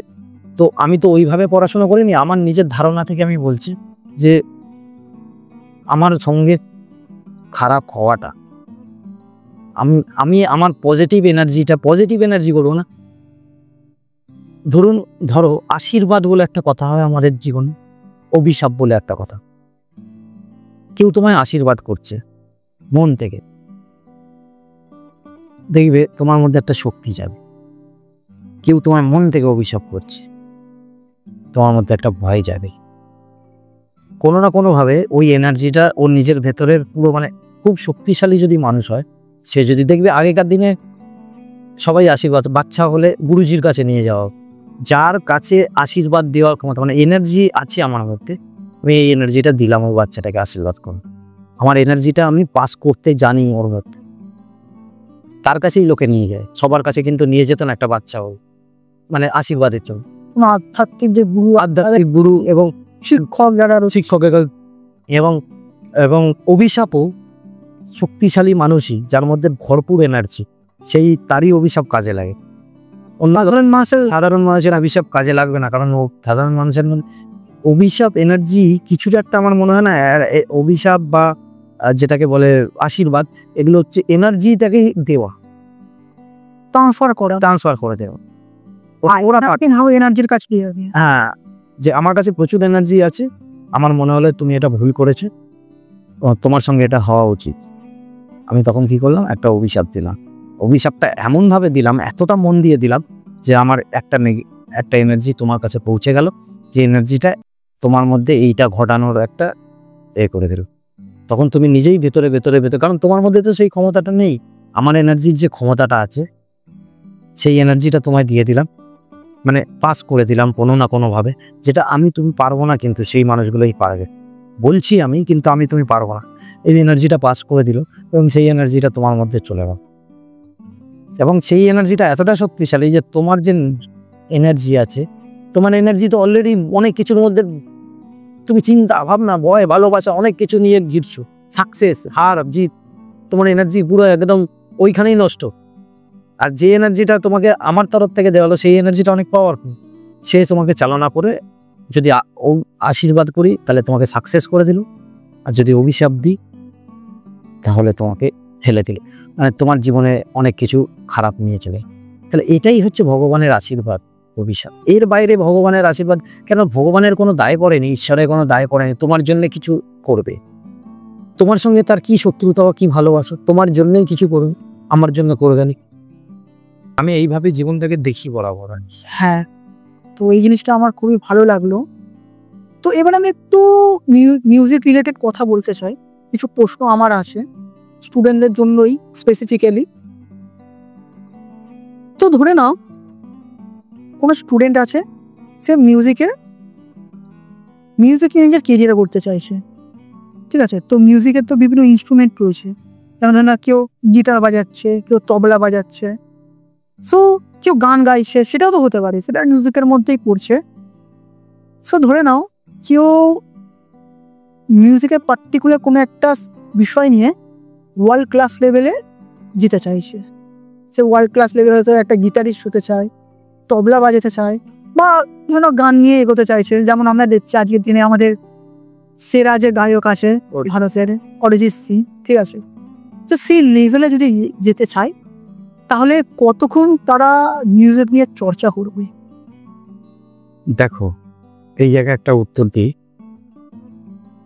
একটা বড় লেভেলে সাকসেস পাওয়াটা তো অবশ্যই জীবনে একটা ইম্পর্টেন্ট চাই, কিন্তু এই জিনিসটা না ওইরকম আগে থেকে প্ল্যান করে হয় না। হয়তো আমার প্যারেন্টরা প্ল্যান করতে পারে যে একে আমি ওয়ার্ল্ড ক্লাস লেভেলে পৌঁছাবো, আমার বাবা মা প্ল্যান করতে পারে, এবং সে পুরো প্ল্যানিং করে তাহলে সেই জিনিসগুলো আমাকে ছোটোবেলা থেকে। আমি প্ল্যানিং করবো যে আমি ওয়ার্ল্ড ক্লাস লেভেলে পৌঁছাবো, তখনই সম্ভব কোথাও একটা ছোটোবেলা থেকে জিনিসটা আমার মধ্যে শুরু হয়। তার মানে তুমি বলে বড় হলে কি ওয়ার্ল্ড ক্লাস লেভেলে পৌঁছানো যায় না? অবশ্যই। তুমি 20 বছর 30 বছর বয়সে শুরু করেও কোনো একটা মিউজিক কেন, যে কোনো পার্ট অফ পারফর্মিং আর্টে তুমি পৌঁছতে, তোমার কনসাসনেস লেভেলটা, সচেতনতাটা প্রচণ্ড হাই রাখতে হয় তোমাকে প্রত্যেকটা মুহূর্তে। মানে ধরো 20টা বছর অলরেডি তুমি পার করে এসছো, যে 20টা বছর তুমি তোমার জীবন থেকে হারিয়ে ফেলেছো। ধরো তুমি 6 বছর বয়সে শুরু করার কথা ছিল, তুমি 20 বছর বয়সে, মানে 14টা বছর তুমি হারিয়ে ফেলেছো। এই 14টা বছর তোমাকে কনসাস হয়ে কভার করে নিতে হবে। বুঝতে পারলে কি বললাম? যদি তুমি বেশি বয়সে শুরু করতে চাও, এবার কম বয়সে শুরু করতে গেলে ছোটবেলা থেকে শেখার খুব দরকার। ছোটবেলা থেকে শেখা, মহল মানে সেইরকম পরিবেশ, মিউজিকের পরিবেশ, মিউজিক শোনা, মিউজিক শেখা, তাল বোঝা, রিদিম শোনা, মিউজিক বিভিন্ন রকম, দিনে 5 থেকে 6 ঘন্টা প্র্যাকটিস মিনিমাম। তারপরে তোমার দরকার হচ্ছে দিনে 2 থেকে 2.5 ঘন্টা শোনা, একটা 7 থেকে 8 ঘন্টার একটা, যেরকম আমরা সারাদিন পড়াশোনা করি ভালো নাম্বার পাওয়ার জন্য ক্লাস 10-এ গিয়ে, বা ক্লাসে ভালো নাম্বার পাওয়ার জন্য, সেরকম 8 থেকে 10 ঘন্টা তোমাদের, যেটা আমাদের গুরুকুলে মিউজিকতে বড় বড় ওস্তাদদের গুরুকুলে, বড় বড় পণ্ডিতজিদের গুরুকুলে এই জিনিসগুলোই হয়, যে একজন স্টুডেন্ট গিয়ে 7 থেকে 8 ঘন্টা তাকে তো ওখানে থাকতে হয়, ওখানেই খাওয়া দাওয়া করতে হয়, ওখানেই মিউজিক তারা শেখে, ওখানে মিউজিক তারা অভ্যাস করে, ওখানেই রেওয়াজ করে, এবং স্কুলের মতো তারপর রাতের বেলা তারা বাড়ি আসে, বাড়ি এসেও তাদের প্র্যাকটিস করতে হয়, আবার পরের দিন চলে। এই প্রসেসটা দরকার। এবার এই প্রসেসটা তুমি গুরুকুলে গিয়ে যদি না করতে পারো আজকের দিনে, তোমার বাড়িতে তোমার মতো করে করতে হবে। কিন্তু আমার মনে হয় ছোটোবেলা থেকে যদি কোনো না কোনোভাবে তোমার মধ্যে এই জিনিসটা শুরু হয়ে যায় মিউজিক করাটা, তাহলে তুমি 15-16 বছর বয়স থেকে এই জিনিসটা প্ল্যানিং করে, তোমার মধ্যে যদি ওই প্রথম 5-6 বছরের ছোটোবেলায় ধরো 7-8 বছর বয়স থেকে 15 বছর পর্যন্ত একটা মিউজিকের পরিবেশ পেয়ে যাও, শিখছো অল্প কিছু, তখন তো তুমি প্রফেশনালি ভাবতে পারবে না ওই বয়স, কিন্তু 15-16 বছর বয়স থেকে তোমার মধ্যে একটা সাকসেস পাওয়ার স্বপ্ন জন্মাবে, তাই না? একটা সফল হওয়ার, আমাকে বিশাল, তুমি যেটা বলছো একটা বড় লেভেলে, ক্লাস লেভেলে যাব, তার আগে বেসটা তৈরি হয়ে থাকলে ওই ক্লাস লেভেলে যাওয়াটাকে তুমি একটা রাস্তা বানাতে পারি। এটা যে ছোটবেলা থেকে শেখাটা দরকার, শোনাটা দরকার, এবং ওই পরিবেশের মধ্যে বড় হওয়াটা দরকার। তারপর হচ্ছে তোমাকে প্রপারলি তোমার শেখাটাকে ফলো করতে হবে। মানে তুমি কি বাজাচ্ছ, কি শিখছো, কি গাইছো, বা যে কোনো তুমি কি কাজটা করছো, সেটার মধ্যে কোন কোন জিনিসগুলো তোমার কোয়ালিটি, মানে কোন কোন জিনিসগুলো তোমার স্ট্রং পয়েন্ট, সেগুলোকে আরও গুছিয়ে মানুষের সামনে আনা, পারফরমেন্সে আনা। আর কোন কোন জিনিসগুলো তোমার উইক পয়েন্ট, সেটাকে বুঝে সেটাকে প্র্যাকটিস করে সেটাকে ওভারকাম কর। নিজেকে স্টাডি করতে হবে যে আমি কি করছি, বুঝতে পারছো? যে আমাকে, মানে আবার এখানেও চলে আসছে কনসাসনেসের উপর। তুমি যদি খুব, মানে যারা সাকসেস ক্লাস লেভেলে তুমি যেটা বলছো, তারা কিন্তু ওয়ার্ল্ড ক্লাস লেভেলে বলছো যে যারা সাকসেস যে কোনো সাবজেক্টে, তাদের কিন্তু কনসাসনেস লেভেলটা অন্য লেভেলে, কনসাস তারা খুব, এবং তারা নিজেদেরকে প্রচণ্ডভাবে স্টাডি করে। তারা কিন্তু এটা কখনোই দেখে না ও বাবা ও এগিয়ে গেল, ওর মতো হতে হবে তার মতে। তারা কিন্তু সাকসেস পায় কিন্তু একটা লেভেল, শহর লেভেলে পেলো বা স্টেট লেভেলে পেলো, কিন্তু ন্যাশনাল ইন্টারন্যাশনাল লেভেলে সাকসেস যারা পেয়ে রয়েছে, তাদের একটা ইউনিক ব্যাপার তুমি পাবে। ইন্টারন্যাশনালি সাকসেসফুল ক্রিকেটার হচ্ছে ক্রিকেটের গড সচিন টেন্ডুলকার, তার মধ্যে ইউনিক ব্যাপার আছে। আর 5টা ক্রিকেটারের সঙ্গে কিন্তু তাকে তুলনা করা যাবে না। বিরাট কোহলি, এরা ইন্টারন্যাশনাল লেভেলের, মানে ওয়ার্ল্ড ক্লাস সাকসেসের এদের জীবনে। শাহরুখ খান, এদের জীবনটাই অন্যরকম, কিন্তু এরা দেখবে নিজের মতো করে গড়েছে। শাহরুখ খানকে না দেখতে খুব সুন্দর, না দেখতে না খুব লম্বা, না কিছু, কিন্তু ও নিজের মতো করে গড়েছে, সব নিয়ম, সব সিস্টেম সব ভেঙে দিয়েছে। এবং শাহরুখ খানের ব্যাপার তো শাহরুখ খানের ব্যাপার আছে। হ্যাঁ, শাহরুখ খানের আগে ওইরকম দেখতে হিরো ইন্ডাস্ট্রিতে নামই করতে পারেন, আর এই লোকটা ইন্ডাস্ট্রির রাজা হয়ে গেল। তুমি ভাবো তো, এরম বেটে করে দেখতে। এবারে শাহরুখ খানের থেকে তো আরো কত হ্যান্ডসাম, হ্যাঁ কত কি বলো শক্তিশালী রয়েছে। হ্যাঁ, কিন্তু তারা ওর মতো ওই জায়গাটা তৈরি করতে পারবে, ওর ইউনিকনেসটা কিন্তু ওই তৈরি করেছে। কোথায় কিভাবে এই অরাটা তৈরি হয়ে গেছে, কাজ করে এবং সে নিজেকে স্টাডি করেছে। শাহরুখ খান, তুমি ভাবতে পারবে না যে এই মানুষটা আগে এই ইন্ডাস্ট্রিতে ওইরকম দেখতে লোকের কোনো, মানে স্টার হওয়াই শক্ত ছিল, আর সেই লোকটা কিন্তু করেছে। তো এই যে পাওয়ার জায়গাটা, ও কিন্তু ইউনিক আর পাঁচজন। আবার অন্যভাবে দেখলে আর অন্যরাও যারা আছে তারাও ইউনিক। হ্যাঁ, এখনের দিনে সঙ্গীতের জগতে বললো না যে অরিজিৎ সিং আছে, উনি একদম ইউনিক। মানে কি, উনি কিরম মানুষ, সবাইকে ভালোবাসেন, সবার প্রতি ভালোবাসা দেখান, এগুলো তো ওনার নেচার, উনি করছেন, ঠিক আছে, কিন্তু উনি মিউজিকের ক্ষেত্রে খুব ইউনিক। উনি মিউজিকটাকে আলাদাভাবে দেখেন, অন্যদের থেকে আর 5টা গায়কের থেকে আলাদা করে দেখেন, কমপ্লিট একটা মিউজিককে নিজের প্রজেক্ট হিসাবে নেন, ছোট ছোট জিনিস কোথা থেকে কি ডেভেলপ করা যায় সেইটার উপর জোর দেন, তবেই কিন্তু উনি। এর সাথে মানে ডাউন টু আর্থ তো এরা রয়েছে, হ্যাঁ এটা তো হতেই হবে না। দেখো, ডাউন টু আর্থ কাকে বলে? মাটির মানুষ। হ্যাঁ, ওটাই বলছি, ডাউন টু আর্থ কাকে বলে? একটা মাটির মানুষ সেজে যদি তুমি থাকো না, বেশি দিন থাকতে পারো। তোমাকে একটু খোঁচালে কিন্তু আসল রূপটা বেরিয়ে। আর যদি তুমি সত্যিকারের মাটির মানুষ হও, তুমি ফাট করে মুখের ওপর আমাকে কিছু বলেও দিতে পারো, আবার আমার জন্য তুমি সারাদিন দৌড়েও যেতে পারো। এই হচ্ছে অ্যাকচুয়ালি মাটির মানুষ মানে সবসময় ভালো, হ্যাঁ নমস্কার, হ্যাঁ ভালো নেতামন্ত্রীরা করে নমস্কারও ভালো, তা বলে কি মাটির মানুষ হতে পারে? তারা মাটির মানুষ হওয়ার একটা অভিনয় অভিনয় কম। এ- তো বড় বড় শিল্পী যারা আছে অধিকাংশই অভিনয় করতে হয় তাদেরকে, কারণ না হলে তাদের ফ্যান ফলোয়িং নষ্ট হয়ে যাবে। কিছু কিছু মানুষ ন্যাচারালি মাটির মানুষ। মাটির মানুষ মানে কি? ন্যাচারাল।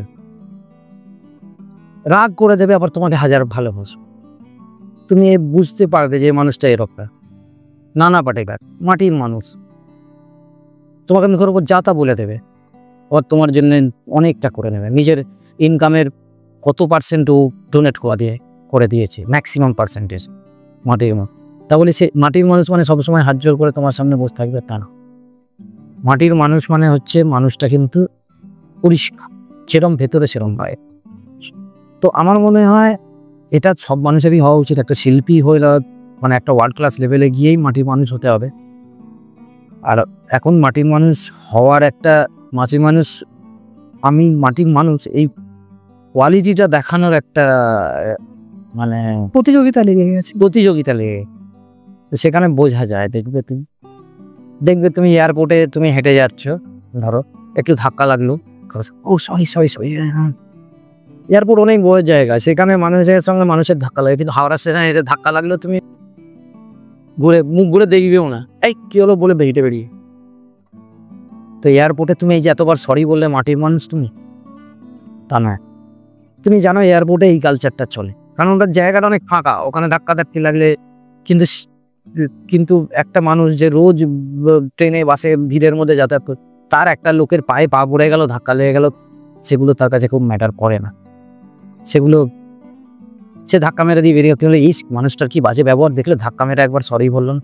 এয়ারপোর্টে দেখেছো একটু ধাক্কা লেগেছে, লাগেও নি, সে বারবার করে হাত জোর করছে। তো তার মানে কি ওই মানুষটা মাটির মানুষ নয় আর এই মানুষটা মাটির মানুষ তা না।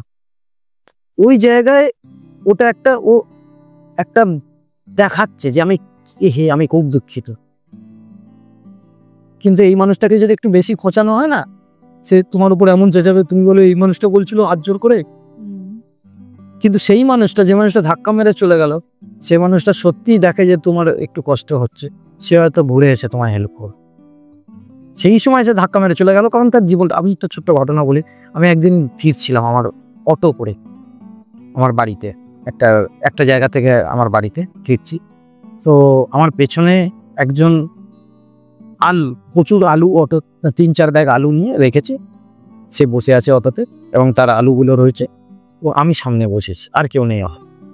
তো অটোটা এসে যখন দাঁড়ালো, আমাদের এখানে একটা পিলখানা বলে মোড় আছে, ওখানে দাঁড়ালো, ওখানে নামলো বাচ্চালো। নামার পর আমিও নেমে দাঁড়ালাম, কারণ উনিও নেমে যাবে। তারপর এবার উনি আলুর ব্যাগগুলো নামালো, নাম দিয়ে আমাকে বললো একটু ধরুন না, মানে মাথায় তুলে দিই। আমি এরকম ধরে এরকম করে হেল্প করলাম, উনি তুলে দিয়ে নিয়ে মাথায় করে নিয়ে হাঁটতে চলে গেল। একটু থ্যাংক ইউ বললাম। আমার সঙ্গে সঙ্গে মনে হলো এই মা একবার থ্যাংক ইউ বললাম। তারপর মনে হলো এই মানুষটা কেন থ্যাংক ইউ বললো, এই মানুষটা কি অবস্থার মধ্যে দিয়ে ট্রেনে বাসে করে ঘেমে ওই জিনিসটা নিয়ে এসছে। এনার কাছে ওই এটিকেটটা আসে না, এনার থেকে থ্যাংক ইউ আশা করাই ভুল। কিন্তু আরেকবার আমি একটা মেট্রোতে একটা লোককে একটু হালকা সরে বসার জায়গা দিয়েছি, দেখি একটা লোক, এখানে না দিল্লি মেট্রোতে, সে থ্যাংক ইউ এরকম করে বলো। কারণ তার কাছে জীবন দেখার মোরাল ভ্যালুটা না, তার কাছে ওই মোরাল ভ্যালুটা করার কি বলবো করার একটা বিলাসিতা আছে, সে দেখাতে পারে মোরাল ভ্যালু, কারণ সে সবসময় একটু ফাঁকা বসে অভ্যস্ত। কিন্তু এই যে আলুওয়ালাটা, এ সবসময় ধাক্কির মধ্যে করছে, কতজনকে থ্যাংক ইউ বলবে? এই থ্যাংক ইউটা তো শেখেই নি কোনোদিন। সে যে ঘরে গিয়ে বলবে, সেই ঘরে সবাই একসঙ্গে খেতে বসেছে, মানে গরমের মধ্যে সেখানে কে কাকে থ্যাংক ইউ বলে, কে কার জন্য একটা জলের গ্লাস এগিয়ে দেয়, সবাইকে সবার নিজেরটা করে নিতে হয়। সেই মানুষটার থেকে তুমি যদি থ্যাংক ইউ আশা করো, তাহলে সমস্যা তোমার ভেতরে। বুঝতে পারছো কি বলছি, তাই না? রাইট। তো আমি ওটা আশা করে পরে বুঝলাম যে এর থেকে আশা করা উচিত না, ও ভুলটা আমিই করলাম, ওর থেকে থ্যাংক ইউ আশা করো। বুঝতে পারলাম আমি কোন জায়গাটা ধরার চেষ্টা করছে। মানে তুমি বলতে চাইছো যে একটা মানুষ যে সবসময় ভিড়ের মধ্যে রয়েছে, ভিড়ের মধ্যে কাজ করছে, উঠছে বসছে, হ্যাঁ, লড়াইয়ের মধ্যে রয়েছে। লড়াইয়ের মধ্যে রয়েছে, লড়াইয়ের মধ্যে সবাই রয়েছে, হ্যাঁ, কিন্তু কিন্তু একটা এনভায়রনমেন্ট, এনভায়রনমেন্ট, ওই মানুষ ওই চাপাচাপি এনভায়রনমেন্ট, চাপের মধ্যে রয়েছে, ও আর কি বলবে? হ্যাঁ, ও কি থ্যাংক ইউ বলবে, ও কি এথিকেট দেখাবে? একটা মানুষ একটু আরামে রয়েছে, এসিতে রয়েছে, এসি কিন্তু প্রচুর এথিকেট দেখাতে পারে। এদিকে তো তোমার এটা মনে হয় না যে মানুষরা শিক্ষিত হোক অথবা অশিক্ষিত হোক, আমি যদি কাউকে হেল্প করি, কারণ তো থ্যাংক ইউ সে যদি নাও বলতে পারে, বাট অ্যাটলিস্ট ধন্যবাদটা বলা দরকার। দেখো, বলাটা তো দরকার, কিন্তু আমি তোমায় কি বললাম, সে যে জায়গা থেকে বিলং করছে, সে যে জায়গার মধ্যে দিয়ে বড় হয়েছে, সে যে জায়গার মধ্যে দিয়ে তার জীবন যাপন কাটাচ্ছে, সেখানে সে থ্যাংক ইউ বলা, থ্যাংক ইউ থ্যাংক ইউ না বলে আমি ধন্যবাদ, বাট মানে সে তার এটুকু না, আমি বলবো যে এটা হচ্ছে একটা মোরাল ভ্যালু, যেটা মোরাল ভ্যালু, কিন্তু মোরাল ভ্যালু আমার যদি না থাকে, ব্যাপারটা বুঝতে পারছো? দেখো রাজীব, আমি একটু ডেপথ লেভেলে যাওয়ার চেষ্টা করছি। তুমি যেটা বলছো, হ্যাঁ মোরাল ভ্যালু তখনই কাজ করে যখন আমার সবকিছু ঠিকঠাক আছে। একটু এদিক থেকে ওদিক ঘুরলে না, সব মোরাল ভ্যালু হ্যাঁ সে ঠিক আছে, খুব থ্যাংক ইউ বলছো, যদি সাহায্য করে অন্তত এইটুকু তো বলা দরকার। হ্যাঁ আমি তো বলছি, আল্লাহ তো আর টাকা চাইছে না। তো মোরাল ভ্যালুর অ্যাকচুয়াল যে থাকাটা, এটা কাজের নেই, যার মধ্যে কোনো একটা এথিকেট নেই, যার মধ্যে সে নীতি বোধটুকু নেই, তার কথা বলবে না। নীতি যারা স্বার্থপর তারা না বলতে পারে, স্বার্থপররা বেশি বলে, আমি তোমায় বলছি সব, কারণ তাকে কাজ বার করতে হয়। সুবিধাবাদীরা বেশি থ্যাংক ইউ বলে, দেখবে মিষ্টির ছুরি বলে না, কি মিষ্টি হ্যাঁ দাদা ঠিক বলছো দাদা, ঠিক, তেল মাথায় তেল দিচ্ছি, তোমার মাথায় তেল দিচ্ছি, পেছনে একটা মানুষ কিছু পাচ্ছে না, তাকে হেল্প করছে, হ্যাঁ দাদা তুমি বলে কি ভালো ব্যবহার, লোকটা কি ভালো ব্যবহার। এই দিয়ে তো একটা মানুষকে বিচার করা, বা এই দিয়ে একটা মানুষ না যায় না, একদম যায় না। তো এই থ্যাংক ইউ বলার জায়গাটাই আমি এই জায়গাটা ওই জন্যে বলা আনছি। তো মিউজিকে দাঁড়ানোর কথা তুমি যেটা বললে, ওয়ার্ল্ড ক্লাস লেভেলে নিজেকে নিয়ে যাওয়া, দেখো আমি তো নিজেকে ওয়ার্ল্ড ক্লাস লেভেলে নিয়ে যেতে পারিনি, বা আমার নিয়ে যাওয়ার খুব একটা ইচ্ছাও নেই, বা ওয়ার্ল্ড ক্লাস লেভেল ব্যাপারটা আমি অত বুঝিও।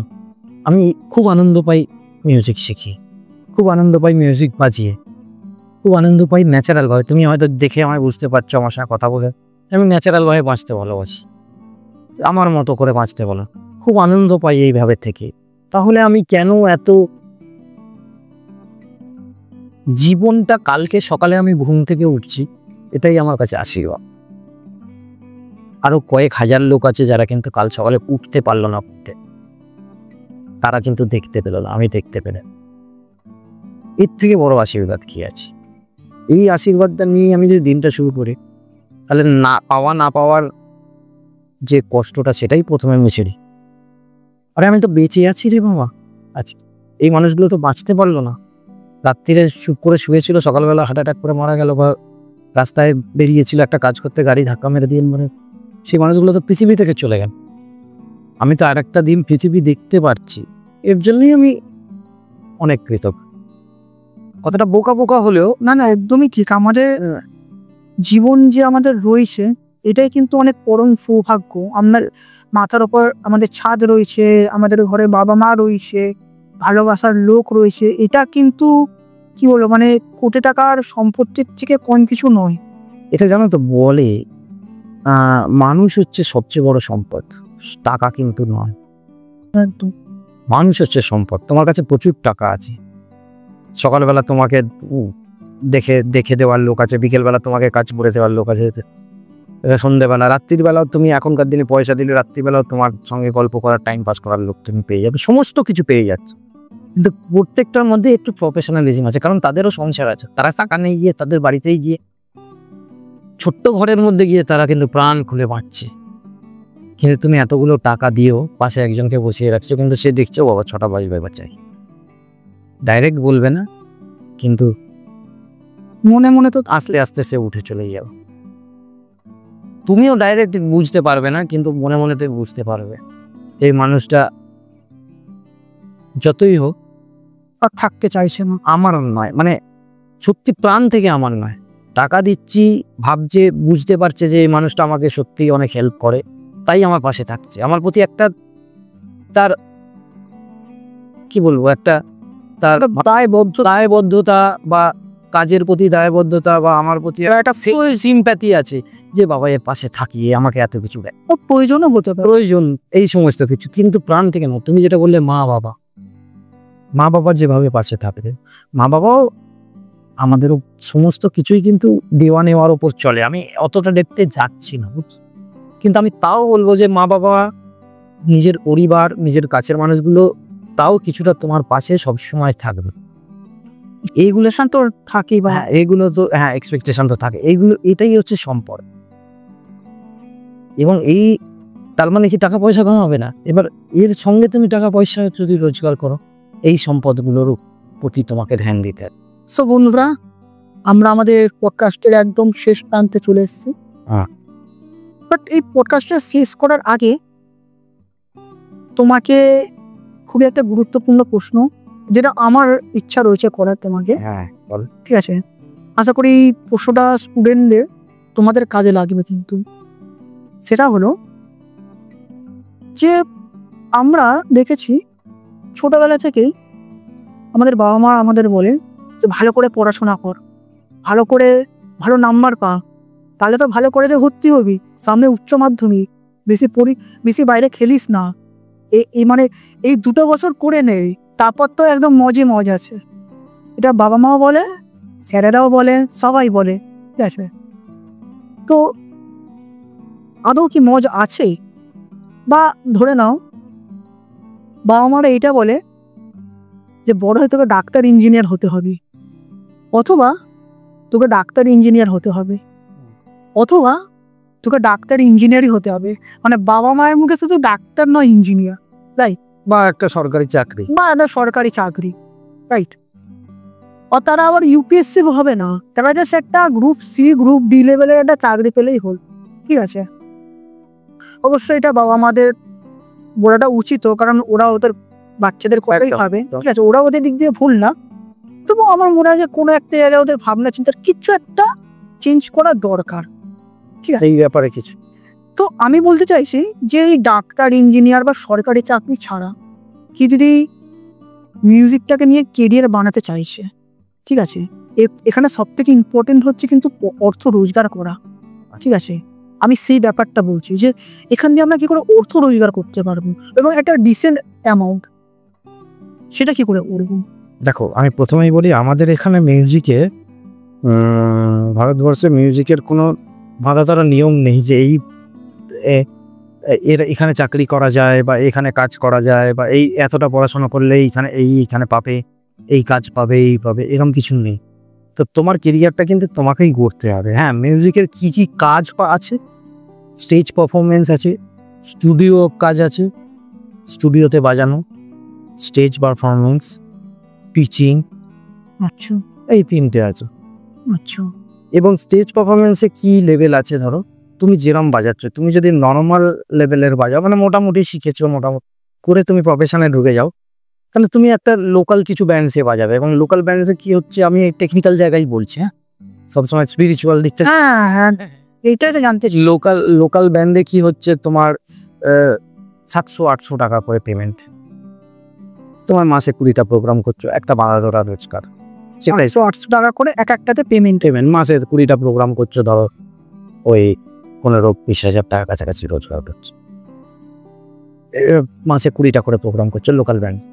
একটা ভালো ব্যান্ডে আরেকটু তোমাকে ভালো বাজাতে হবে, ওই যে তোমায় বললাম আরেকটু ভালো তোমাকে টেকনিক্যালি তৈরি, তাহলে তুমি হয়তো একটু ভালো কোনো ব্যান্ডে যেতে পারো, যে ব্যান্ডে হয়তো 2-2.5 হাজার টাকা করে পেবে, মাসে হয়তো 15-20টাই বেড়ে গেল।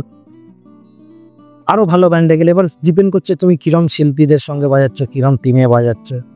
কেন ব্যাপারটা হচ্ছে, একটা ব্যান্ড, একটা লোকাল ব্যান্ড ছোট ছোট শো করে, ছোট ছোট ক্লাবের প্রোগ্রামগুলো করে, তাদের হাতে তারা কিন্তু অত বড় পুঁজির প্রোগ্রাম পাই না। সে যদি 10,000 টাকার প্রোগ্রাম পায়, তোমাকে 700-800 বেশি দেবে কি করে? সবাইকে তো টাকা দিতে হয়। কিন্তু অন্য একটা ব্যান্ড যদি 30,000 টাকা প্রোগ্রাম পায়, সে তখন তোমায় 1,000-1,500 টাকা দেবে। আরেকটা ব্যান্ড যদি 50,000 টাকা পেমেন্ট পায়, সে তোমায় 2,000-2,500 টাকা বা 3,000 টাকা দেবে পার প্রোগ্রাম। তো ডিপেন্ড করছে, এবার ডিপেন্ড করছে না সেইরকম ব্যান্ডে তোমায় ধরতে হবে, সেইরকম শিখতে হবে, সেরকম নিজেকে তৈরি করতে হবে। শুরু হয়তো তুমি ছোট ব্যান্ড থেকেই করবে, কিন্তু আস্তে আস্তে আস্তে আস্তে আস্তে তোমাকে ওই গ্রোথটা নিয়ে ওই জায়গায় যেতে হবে, এইটা একটা উপায়। স্টুডিওর ক্ষেত্রেও তাই, প্রথম স্টুডিওতে তোমায় অল্প পয়সাতেই বাজাতে হবে, স্টুডিওতে রেকর্ডিংয়ে যেগুলো।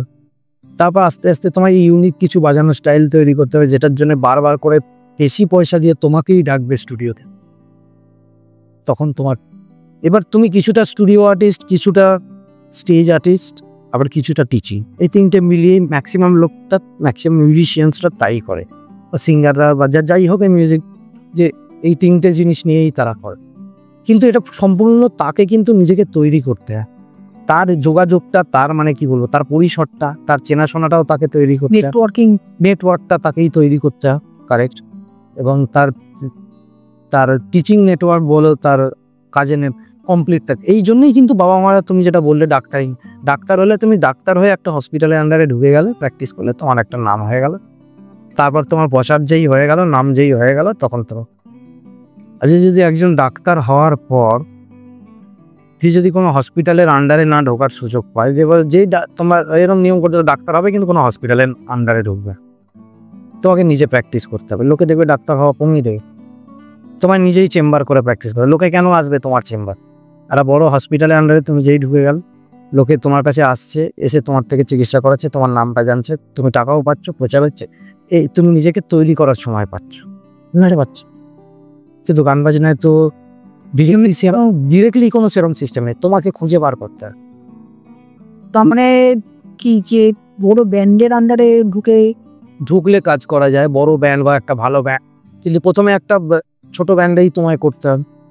সেখানে করতে করতে তোমাকে অনেক কিছু কালচার হচ্ছে, আমরা আমাদের এক্সপিরিয়েন্সও বাড়ছে, স্কিলও বাড়ছে। তারপর আস্তে আস্তে আমরা এবার তোমাকে ভাবতে হবে যে আর এর থেকে বড় টিমে কিরম হয়, সেই ব্যাপারে তোমাকে সেইভাবে প্র্যাকটিস, সেইভাবে তোমাকে তৈরি করতে হবে, যে কোন কোন জিনিসগুলো ল্যাক রয়েছে, যেগুলো দিতে পারলে, মানে আমি ঠিক করে নিতে পারলে আমি ওই ব্যান্ডে ঢুকে যেতে পারবো। তো এইরকমভাবে আস্তে আস্তে নিজের লেভেলটাকে আপ করা যেতে পারে, বুঝতে পারছি। আচ্ছা, এখানে আশা করি বোঝাতে পারলাম। হ্যাঁ, অবশ্যই তুমি খুব ভালো করে বুঝিয়েছো।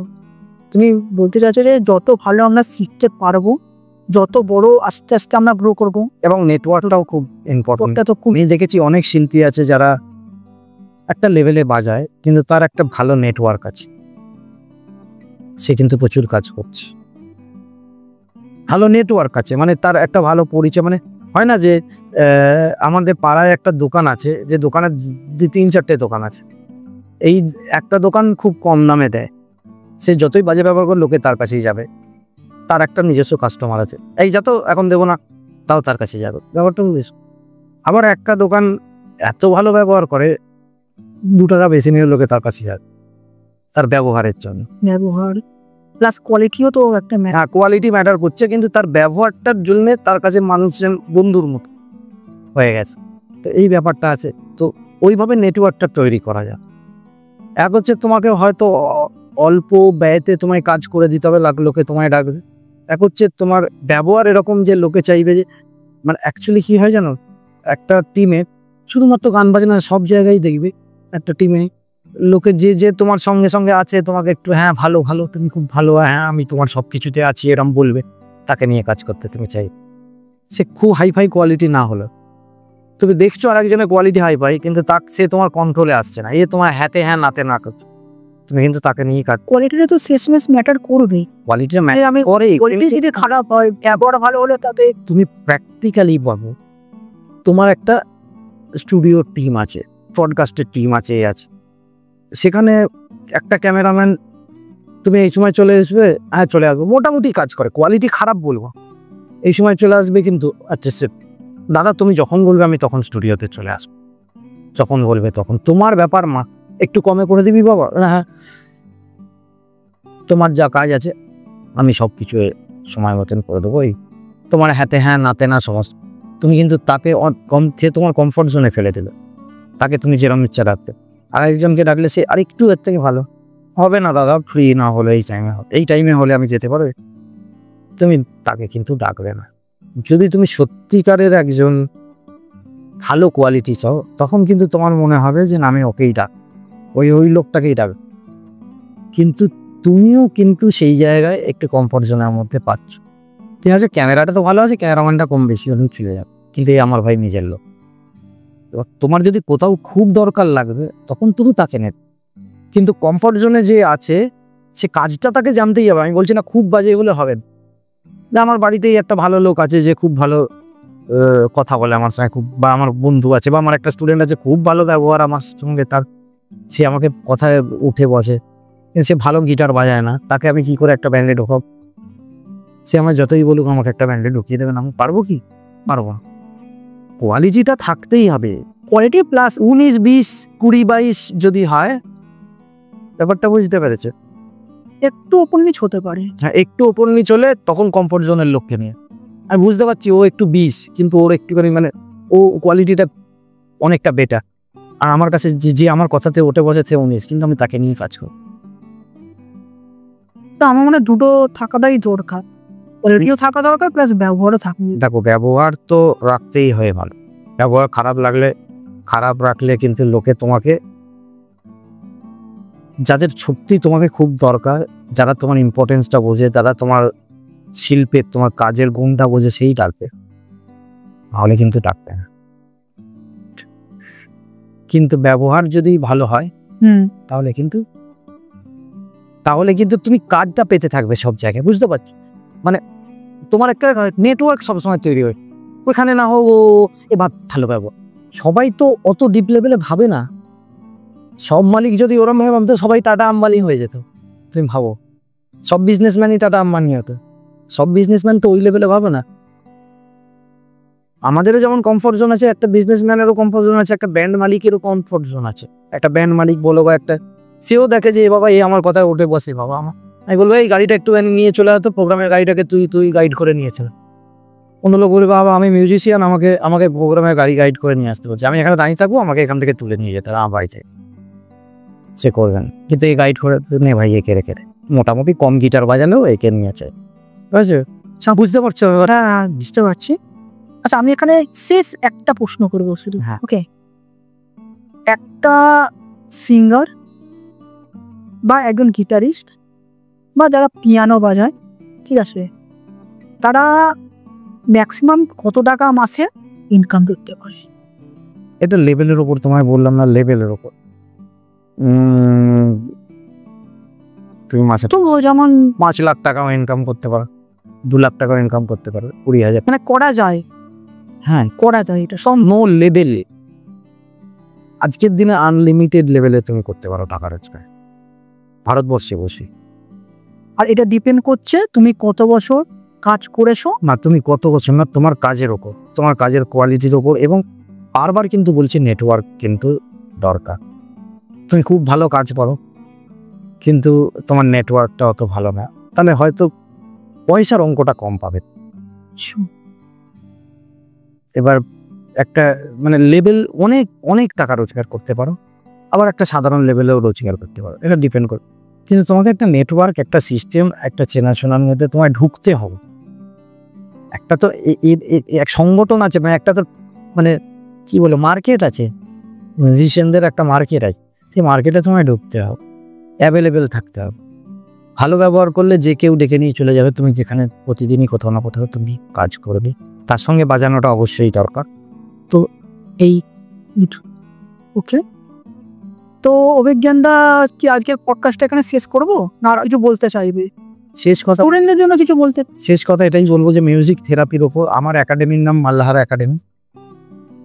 তোমরা যারা জানো, কিন্তু যারা জানেন না বা যারা জানো না তাদেরকে বলছি, মাল্লাহার একাডেমির ফেসবুক পেজ আছে, যার লিঙ্ক তুমি চেষ্টা করো একটু দিয়ে দেওয়া, এবং সেখান থেকে তুমি দেখতে পাবে যে প্রচুর ছাত্রছাত্রী আমাদের এখান থেকে শিখছে, প্রফেশনালি কাজ করছে, এবং সবচেয়ে বড় কথা মিউজিক শিখে ভালো আছে।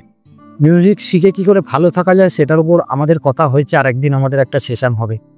আমার একটা ওয়ার্কশপ হয় মিউজিক ফর পিস, শান্তির জন্য মিউজিক তো বিনোদনের জন্য আমরা জানি, কিন্তু কিছু মেন্টাল, মনের কিছু ভালো অবস্থা, মানে মেন্টাল হিলিংয়ের জন্য যে মিউজিক কাজে লাগে, এটা কিন্তু সেই ওয়ার্কশপে আমরা রিভিল করব। এবং মাল্লাহার একাডেমির পেজে থাকলে আমাদের ওয়ার্কশপের কিছু লিঙ্ক মাঝে মাঝে আমরা করি, অনলাইন ওয়ার্কশপ, অফলাইন ওয়ার্কশপ আমরা বিভিন্ন এনজিওতেও করি, তো সেখানেও তোমরা আসতে পারো। বা যাই হোক, আমাদের এই মাল্লাহার একাডেমি টিমের সঙ্গে যুক্ত হও তোমরা।